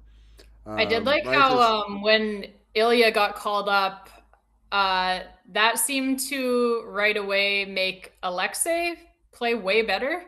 Like, they seem to just have so much chemistry together. Like, I felt like not only Ilya was so impressive coming up, but like Alexei's game just went like way up when his younger brother was put on his line. He's so excited to play with him. And I was talking to Gil last week. I don't know how often they would have played that much together. I mean, obviously they probably played in their backyard together, right? So they have chemistry from that, but like, they wouldn't have played in a lot of teams together because there's a pretty decent age gap. Pretty big age gap, yeah. Yeah, so what an awesome opportunity for him to be mentored by his, older brother and, help him, maybe speed through some of those stuff that, happens when you're a rookie, right? And especially when you're stuck down in the minor league for as long as he was. And Ryan did resubscribe at the end there. He said, all right, I got to sign off. Thanks for entertaining my frantic playoff messages. I kind of hope that we see Ovi back next year, only because I may regret hoping for that. That's why he had like a crying face, like he's a little scared. So I agree. I hope he's back too. I think, them and the Canes make for a fun little rivalry. So it's always him versus Svechnikov as a classic, right? So I honestly I hope Ovechkin and Karlsson are both back. Like, I think you can have 2 older players and that's completely fine. Like, everyone talks as if this is an old team. This is not an old team anymore. I believe now they're the 8th youngest team in the league by average age, and that's with Ovechkin on the roster. So they're not old. People who have won cups, and we're running out of players that have won cups that are still on our team, right? That's what I'm saying. Like, you need a couple of veteran guys to show the young guys the ropes, right? Like, we're about to have this huge influx of players who are like 19, 20 years old. You don't think that they want to learn from an Alex Ovechkin or a John Carlson? Of course they do. Like, Cole Hudson said that. He was so bummed that John Carlson got traded right before he got called up, right? So, or right before he signed his entry-level deal. So yeah, I think like you can have a couple of older players and it's completely fine. And more than just being fine, it's kind of important because you need someone to mentor the young kids. Like, that's kind of the loop that like the Buffalo Sabres got stuck in for so many years. That's kind of why they didn't make the playoffs for whatever it is now, like 15 years up until this year, because they had all these young, really exciting prospects, but they didn't give them any direction or anybody to really look up to or anything like that. And so they just kind of got stuck in this kind of eternal loop of like never taking the next step and never making the playoffs. So I think it's important to have like guys who the young guys can look up to too. I agree. Well, I know that Champ's been waiting in the wings for a while, and I think that we've addressed most of the playoffs and talking about that, but we could talk hockey and playoffs for 10 hours.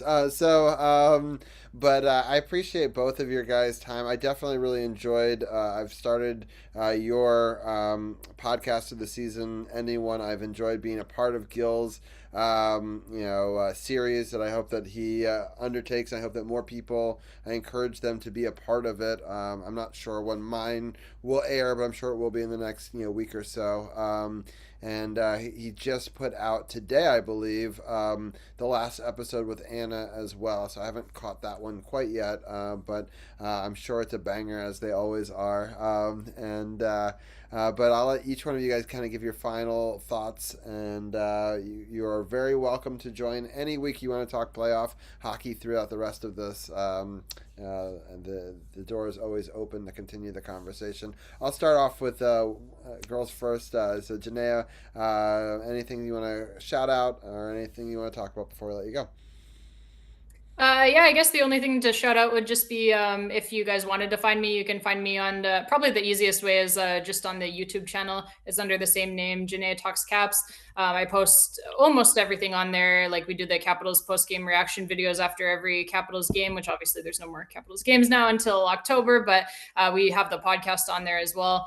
If you prefer audio only, you can find us on all of the audio platforms, Apple Podcasts, Spotify, everywhere like that. Or a good place to follow as well as on the Facebook page, which again is just under the same name, Dujunnea Talks Caps. And that Facebook page is kind of home based, like where I post everything up. So you can find most things on there as well. And yeah, we do a lot of content throughout the season. We're not going to do as much throughout the off season, but there will be some. Like Gil alluded to earlier, like I'm sure something's going to happen here in the off season. So anytime that some big news comes down for the Caps, we'll hop back on during the off season and keep it going during the off season. But for sure, we'll be back when training camp starts up again next season. Yeah, I do like the headline from ESPN: "Redemption for Martin Hook." Right, so that's a good line. I'm happy for Ryan and those fans. But yeah, no, it's been fun. I've loved watching your post game videos. I love your podcast. I definitely got to jump on with Sonny at some point within you and talk more Caps throughout the summer. And yeah, I think that we'll hopefully have you back on in mid-May, and you'll give your take on how the playoffs have gone at that point as well. I look forward to having you back on, and it's been a fun year and another fun year of friendship. We've gotten to talk about the Capitals together for over 12 years at least, so probably way more at this point. So since I was in high school, Robbie. I know, that's crazy to me. So it's been fun. It's the ups and downs, but I really feel like I know we missed the playoffs, and it's easy to think of this as a down, but I think a lot of our players took big steps forward. I think that they are primed to take even a bigger jump next year, and there's always going to be a little bit of growing pains. And the fact is, we had a really good season, a lot of entertaining games. Down to game 81 was exciting. There still was a belief and a chance. A couple weeks earlier, we thought they would be out of it weeks before. So they kept it exciting to the end, and credit to the guys for keeping it together, especially after an emotional trade deadline. A lot of teams would have folded and not put together an 8-2 record. So it's some good stuff for them for sure. But Jenaya, always a fun time, and we'll definitely talk to you soon. Yeah, thank you so much for having me on again. It was fun, and yeah, I hope to get back on to one more at least throughout the playoffs here. But we'll see what happens. Probably, like I said, won't be for a couple of weeks, but maybe sometime in May. I'll keep in touch. May 11th. Yeah, for sure. That sounds good. And Gil, I hope that we continue to be able to do this throughout the next couple of weeks. It's always a lot of fun to break it down. Any final thoughts or things you want to shout out before we let you go? I mean, it was not the result we wanted, but it's a step toward its progress. Even if you can't see it in the standings, you can't see it on TV, but it is progress. So it's hard to see that. It's hard to think of it that way, but it is. And I think this team will prove itself a lot more next year. Just got to wait through whatever it is they do in this offseason to improve the team. And they've got to do something because I think they figured out finally that they can't just do nothing, can't just expect things to just heal on their own. I think that was the biggest lesson they learned. As for my little show, yes, our final regular season episode dropped just this evening. I do apologize, but I had a lot of computer issues, which I hope to resolve in the off season. And I decided to add a little Easter egg at the end. So if you kind of hang around after the episode is over, maybe you'll get a kick out of it. Maybe not. I don't know. If you get my sense of humor, maybe you will. But just to offer a little preview. But yeah, it's the last. I will announce one more time here. If you want to do an interview with me, one-on-one, an autopsy style interview of the season that the Caps just have, contact me, find me, get a hold of me. I'm not that hard to find. And Robbie can attest to it. His was the first I did. I will fire some questions at you, and no judgment. You answer them. You give your answers. You say how you feel. Speak your mind. It'll all be there. I won't question you on anything. It is your time to give your opinion on what happened this year, because there's some questions that need to be answered. And there's some fans out there that know better than most. I want you to be one of them if you're listening to this right now. For sure. 100% agree. And I encourage everyone to go and be a part of that. I think it's a really cool thing. It's cathartic also to get it off of your chest and your whatever feelings you have, whether they be good or bad, right? And it's a good way to go into the off season for sure. So thank you, Jenaya, and thank you, Gil. We'll definitely chat with you guys more throughout this off season. And any breaking news with Ovechkin, we'll obviously break that down as well. And look forward to it, and hope that you guys have a great rest of your week. Thank you so much. You guys have a good night. You too. Thanks, Robbie. All right. Yeah, definitely. And with that, we're going to bring in Champ back. And Champ, I'm sorry that it was a great conversation. It ran a little bit long. We are now just like our segment. Yeah, just like our segment. So yeah, both segments were great, and they both went long. And my wife is going to kill me because I was like, it's going to be a 3-hour show, and it might be like a 4-hour show at the rate we're going. So no, I'm gonna be quick. We'll try to speed through because I have to be in the office tomorrow, so I got to get to bed soon. Yeah, I know. All right, I'll let you get your shit off. I will say that I really liked how the defenders played this week, and I think that's where we should start. Absolutely, with our conversation. I mean, it's crazy because week 1 they lost in a close margin, but they just did not play very well against the Battlehawks in St. Louis. But these last 2 weeks, they've played very well. First time a team in the UFL has had back-to-back 40-plus point games. They didn't have 40-plus this game, but they still played a really good game here, winning 28-22, getting revenge on the Battlehawks from that Week 1 matchup. Jordan Teamo, I think, had his best game so far this season in 4 weeks. He went 22 of 36, 204 yards with 2 passing touchdowns at a QBR of 95.1. So, and he didn't turn the ball over. So that was a good thing that he didn't turn the ball over. The rush game, only 111 yards total as a team. So a little bit of a regression there on the run side of things. Harrison Frost, who was the starter for the Battlehawks, I think he's their second or their third quarterback. He had a very strange stat line. He only completed 6 passes. He threw the ball 21 times. 6 of 21, 144 yards. He did have a passing touchdown to Hakeem Butler, but he also did throw an interception as well, and he was sacked twice, including getting sacked for only the second safety in UFL history, by the way. So very strange stat line for him and a very strange performance with Battlehawks. We have both safeties in history. We went and saw one of them live. And, we saw the very first one live, and then I got to watch the second one happen.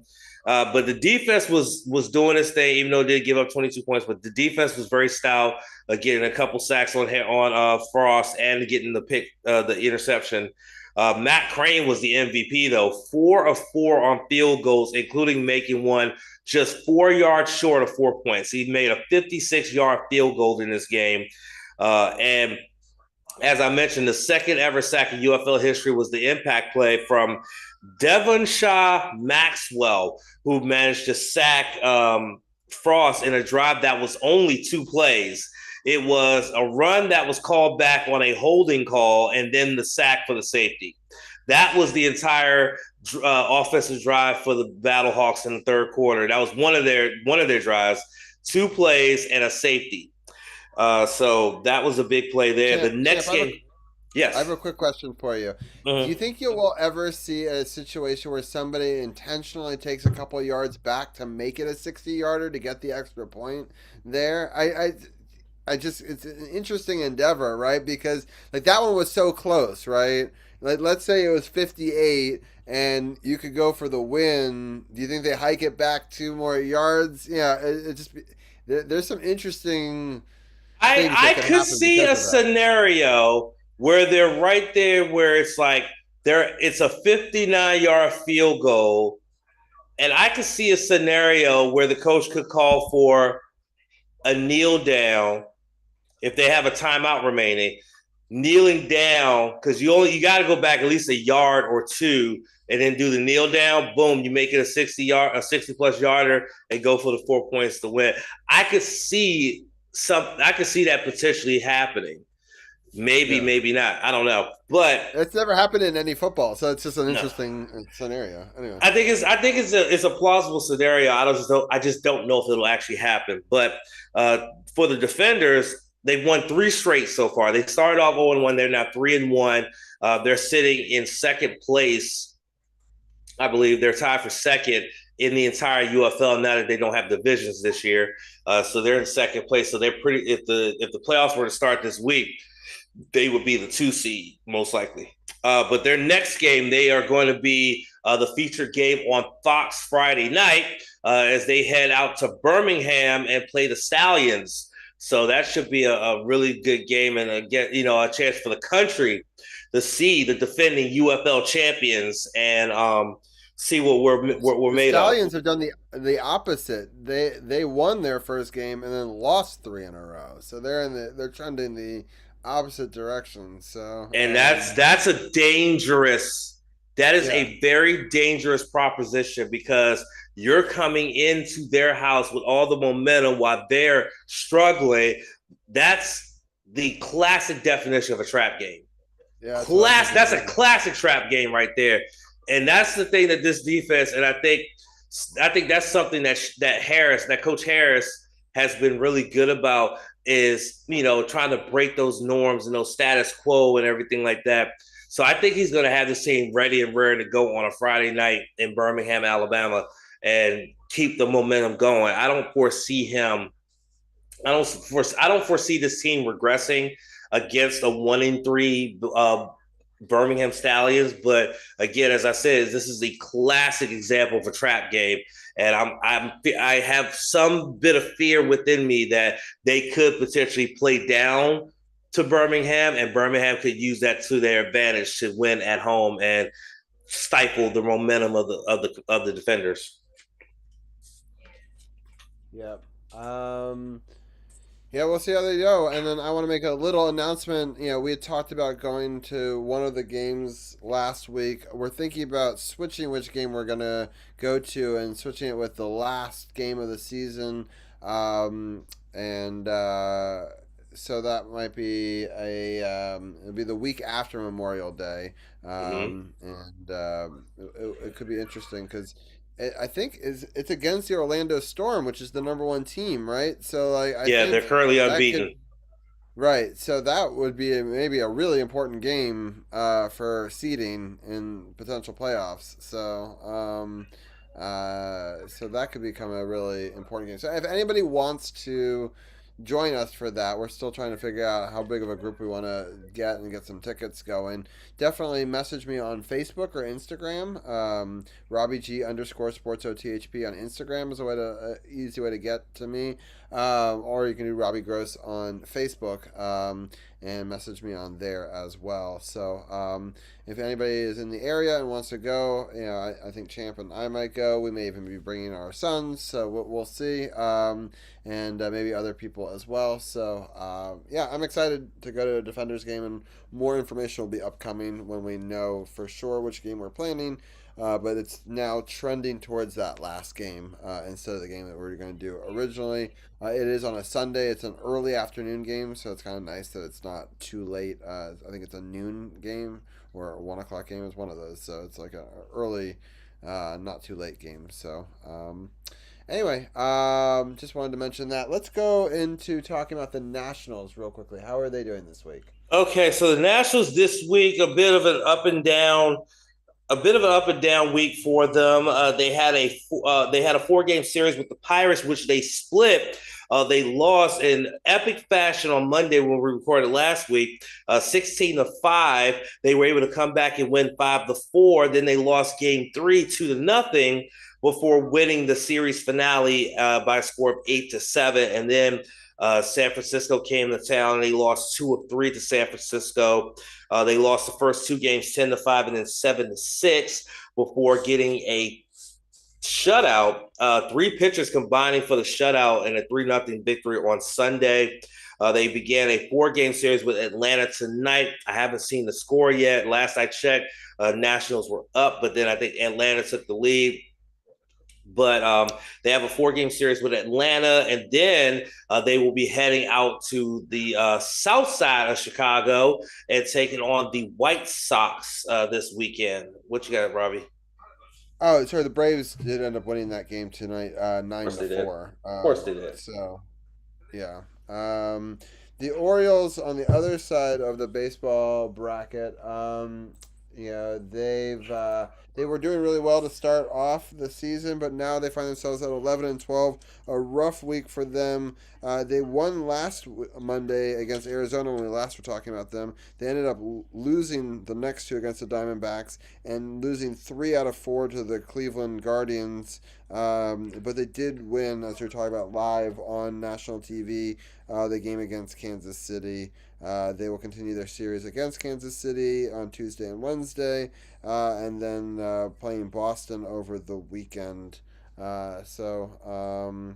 I guess the last one that we've got to talk about is soccer. Did the United play any games this week? They did. They actually had 2 matches this week. They had the round of 32 U.S. Open Cup matchup against One Knoxville, which they ended up finishing out regular time at a tie of 3-3. So it came down to penalty kicks, in which One Knoxville FC was able to defeat DC United in penalty kicks by a score of 6-5. So it looks like DC is out of the U.S. Open Cup, and One Knoxville FC moves on. And then a couple days later, they had a matchup against Philadelphia, which went to a 0-0 tie. So no goals to speak of in this one. Philly did have 19 shots to DC United 6. And Philly did have 62% of possession throughout the game to DC United's 38. So not much to speak of for DC United. A 0-1-1 week for them. Hopefully they're able to get back into shape here, because again, they've worked their way into playoff contention, but it's way too early in the season to even talk about playoffs. But they got to start really pushing themselves, because you're starting to get into the summertime, and it's going to start to really get really get serious and really start to get into the thick of it. So you need to start gaining some momentum now, because you only play 1 game a week, so you'll have that many opportunities to gain momentum and to give yourself an opportunity to get into the playoffs. They haven't been in the playoffs in the last couple of seasons, so the way that they started, it gave me a little bit of hope that maybe this could be the year that they can return to the MLS Cup playoffs. But we'll see. This is actually a really big week for them, because they actually have 2 games. Usually you are right that they usually just play 1. They're playing the New York Red Bulls on Wednesday in New York at 7:30, and then on Saturday, just a couple of days later, they're playing Orlando in Washington at 7:30. And that's really important, because the Red Bulls are currently the 8th seed and we're the 9th seed. So this is the edge of the seeding for the playoffs. I know it's early in the season, but you obviously want to try to get any points from the teams that are right around you in the standings. But also Orlando's the worst team in the East, right? So you need to get some points, especially if they're coming into our in the Audi field, that we need to take advantage of that. So absolutely. So those are some really important games. So we'll have more to talk about next week with having 2 games to break down for sure. Yeah, either way, like DC sports had pretty up and down weeks in terms of baseball, football, as well as soccer. But hopefully, again, defenders have gotten on a roll. The Nationals, they need to. I think the problem with the Nationals, from what I've been seeing, is it's the pitching, because they have the offense, though sometimes of course offenses are not going to be scoring five plus runs every game. You're going to have some off nights, but for the most part, offensively, this team has been very, very solid. James Wood supplying the power, as well as C.J. Abrams. But the problem has been the pitching. The pitching has been inconsistent, though. The shutout with the Giants. Miles Mikolas, who's been a problem on the mound, actually didn't give up any runs in this one. So at least it'll bring his ERA down. But I'm hopeful that this is not just a fluke, and he ends up regressing back to giving up a lot of runs and home runs and having no command on his pitches. That's what I'm hopeful for, and I'm hoping that this start against the Giants this past Sunday will lead them down that path. But a pretty decent week for DC sports, to say the very least. Giving a couple of scoring updates. So both of the Stanley Cup playoff games are very exciting. Minnesota did just get a goal back. So now they're only down 3-2 with about 4 minutes and 21 seconds left in the third. Edmonton, Anaheim. Anaheim did take that third goal right at the end of the second period, and now there's about 13 minutes and 20 seconds left in the third period. Anaheim is still up 3-2 in that game, and it's a close game in the basketball game as well between Minnesota and the Nuggets. Right now the Nuggets are up 75, or sorry, they're down 75-76 to Minnesota, who's come back in this game with about, it looks like 5.5 minutes or so left in the game. Jokic just made a free throw, ties it up 76 all, and with another free throw coming. So a lot of exciting, close playoff games on the horizon. No Spots is taking this week off. I definitely encourage people to go back and watch some of those live stream reactions from this past weekend. It was a lot of fun. It was cool to get so many different voices on those, and I'm excited for your next season to start in just over a week when you'll recap it some more. But Champ, any final thoughts before we end the stream tonight? Yeah, I mean, we're going to have WNBA returning, so it's going to be returning some coverage of the Mystics. They made some pretty good moves in the free agency, and with the new collective bargaining agreement, you're gonna see a lot of these girls finally getting what they deserve in terms of monetary compensation for playing a game that they love. We already saw that with Aja Wilson and the Aces. She's just got a supermax deal that's worth $5 million. She's now the highest paid player in the WNBA, and well deserved, because she's put in a great effort, and the Aces just coming off winning the WNBA championship. They're going to be defending again, so the target's on them. But hopefully the Wizards can, after making some changes to head coach and GM, they can start to get out of rebuild mode and get into contender mode, unlike the Wizards. But yeah, Mystics are incoming, so be ready for that. Nice. All right. Well, with that, I think we've done a 3.5 hour show. It's one of the longest podcasts we've ever done. You're welcome. A lot of great stuff. Thank you, Champ. And thank you, everyone, for being a part of such a lively show. We had 9 subs or gift subs left in here. It happened so late. Usually that would trigger a thing. For some reason, the app isn't working to do the trigger a reward, so I need to figure that out. But I really do appreciate all the gifts and all the support, from Champ and from Sith early on, and C4 and Ryan, and the gift subs and all that sort of stuff. So I really appreciate it so much. It's helpful to keep the podcast going, and I funneled the money right back into doing Restream, which I really appreciate. The ability to have this on different platforms, and also using the YouTube. And I think it's so great that we're both using the Restream YouTube OBS gimmick, Champ, because it was so cool to be able to have so many voices on your show this past weekend, and I thought that it worked out really well. And it was fun. I'm sorry that you weren't feeling well on night 1, but I'm happy we were able to pick you up and represent for you. So yeah, it's exciting to see where all these podcasts are going. I've really enjoyed my time, on the Securum Off the Chain podcast last week, being on the No Spots podcast this week, being on Gil's show. So go check out all those and Janaya's as well. Thank you, Dujunnea, for coming on for the first time in 2026. I definitely want to get his thoughts in the upcoming weeks if we can get him back on for how the Commanders do in the draft. I'm always interested to see what his thoughts on our prospect pool are.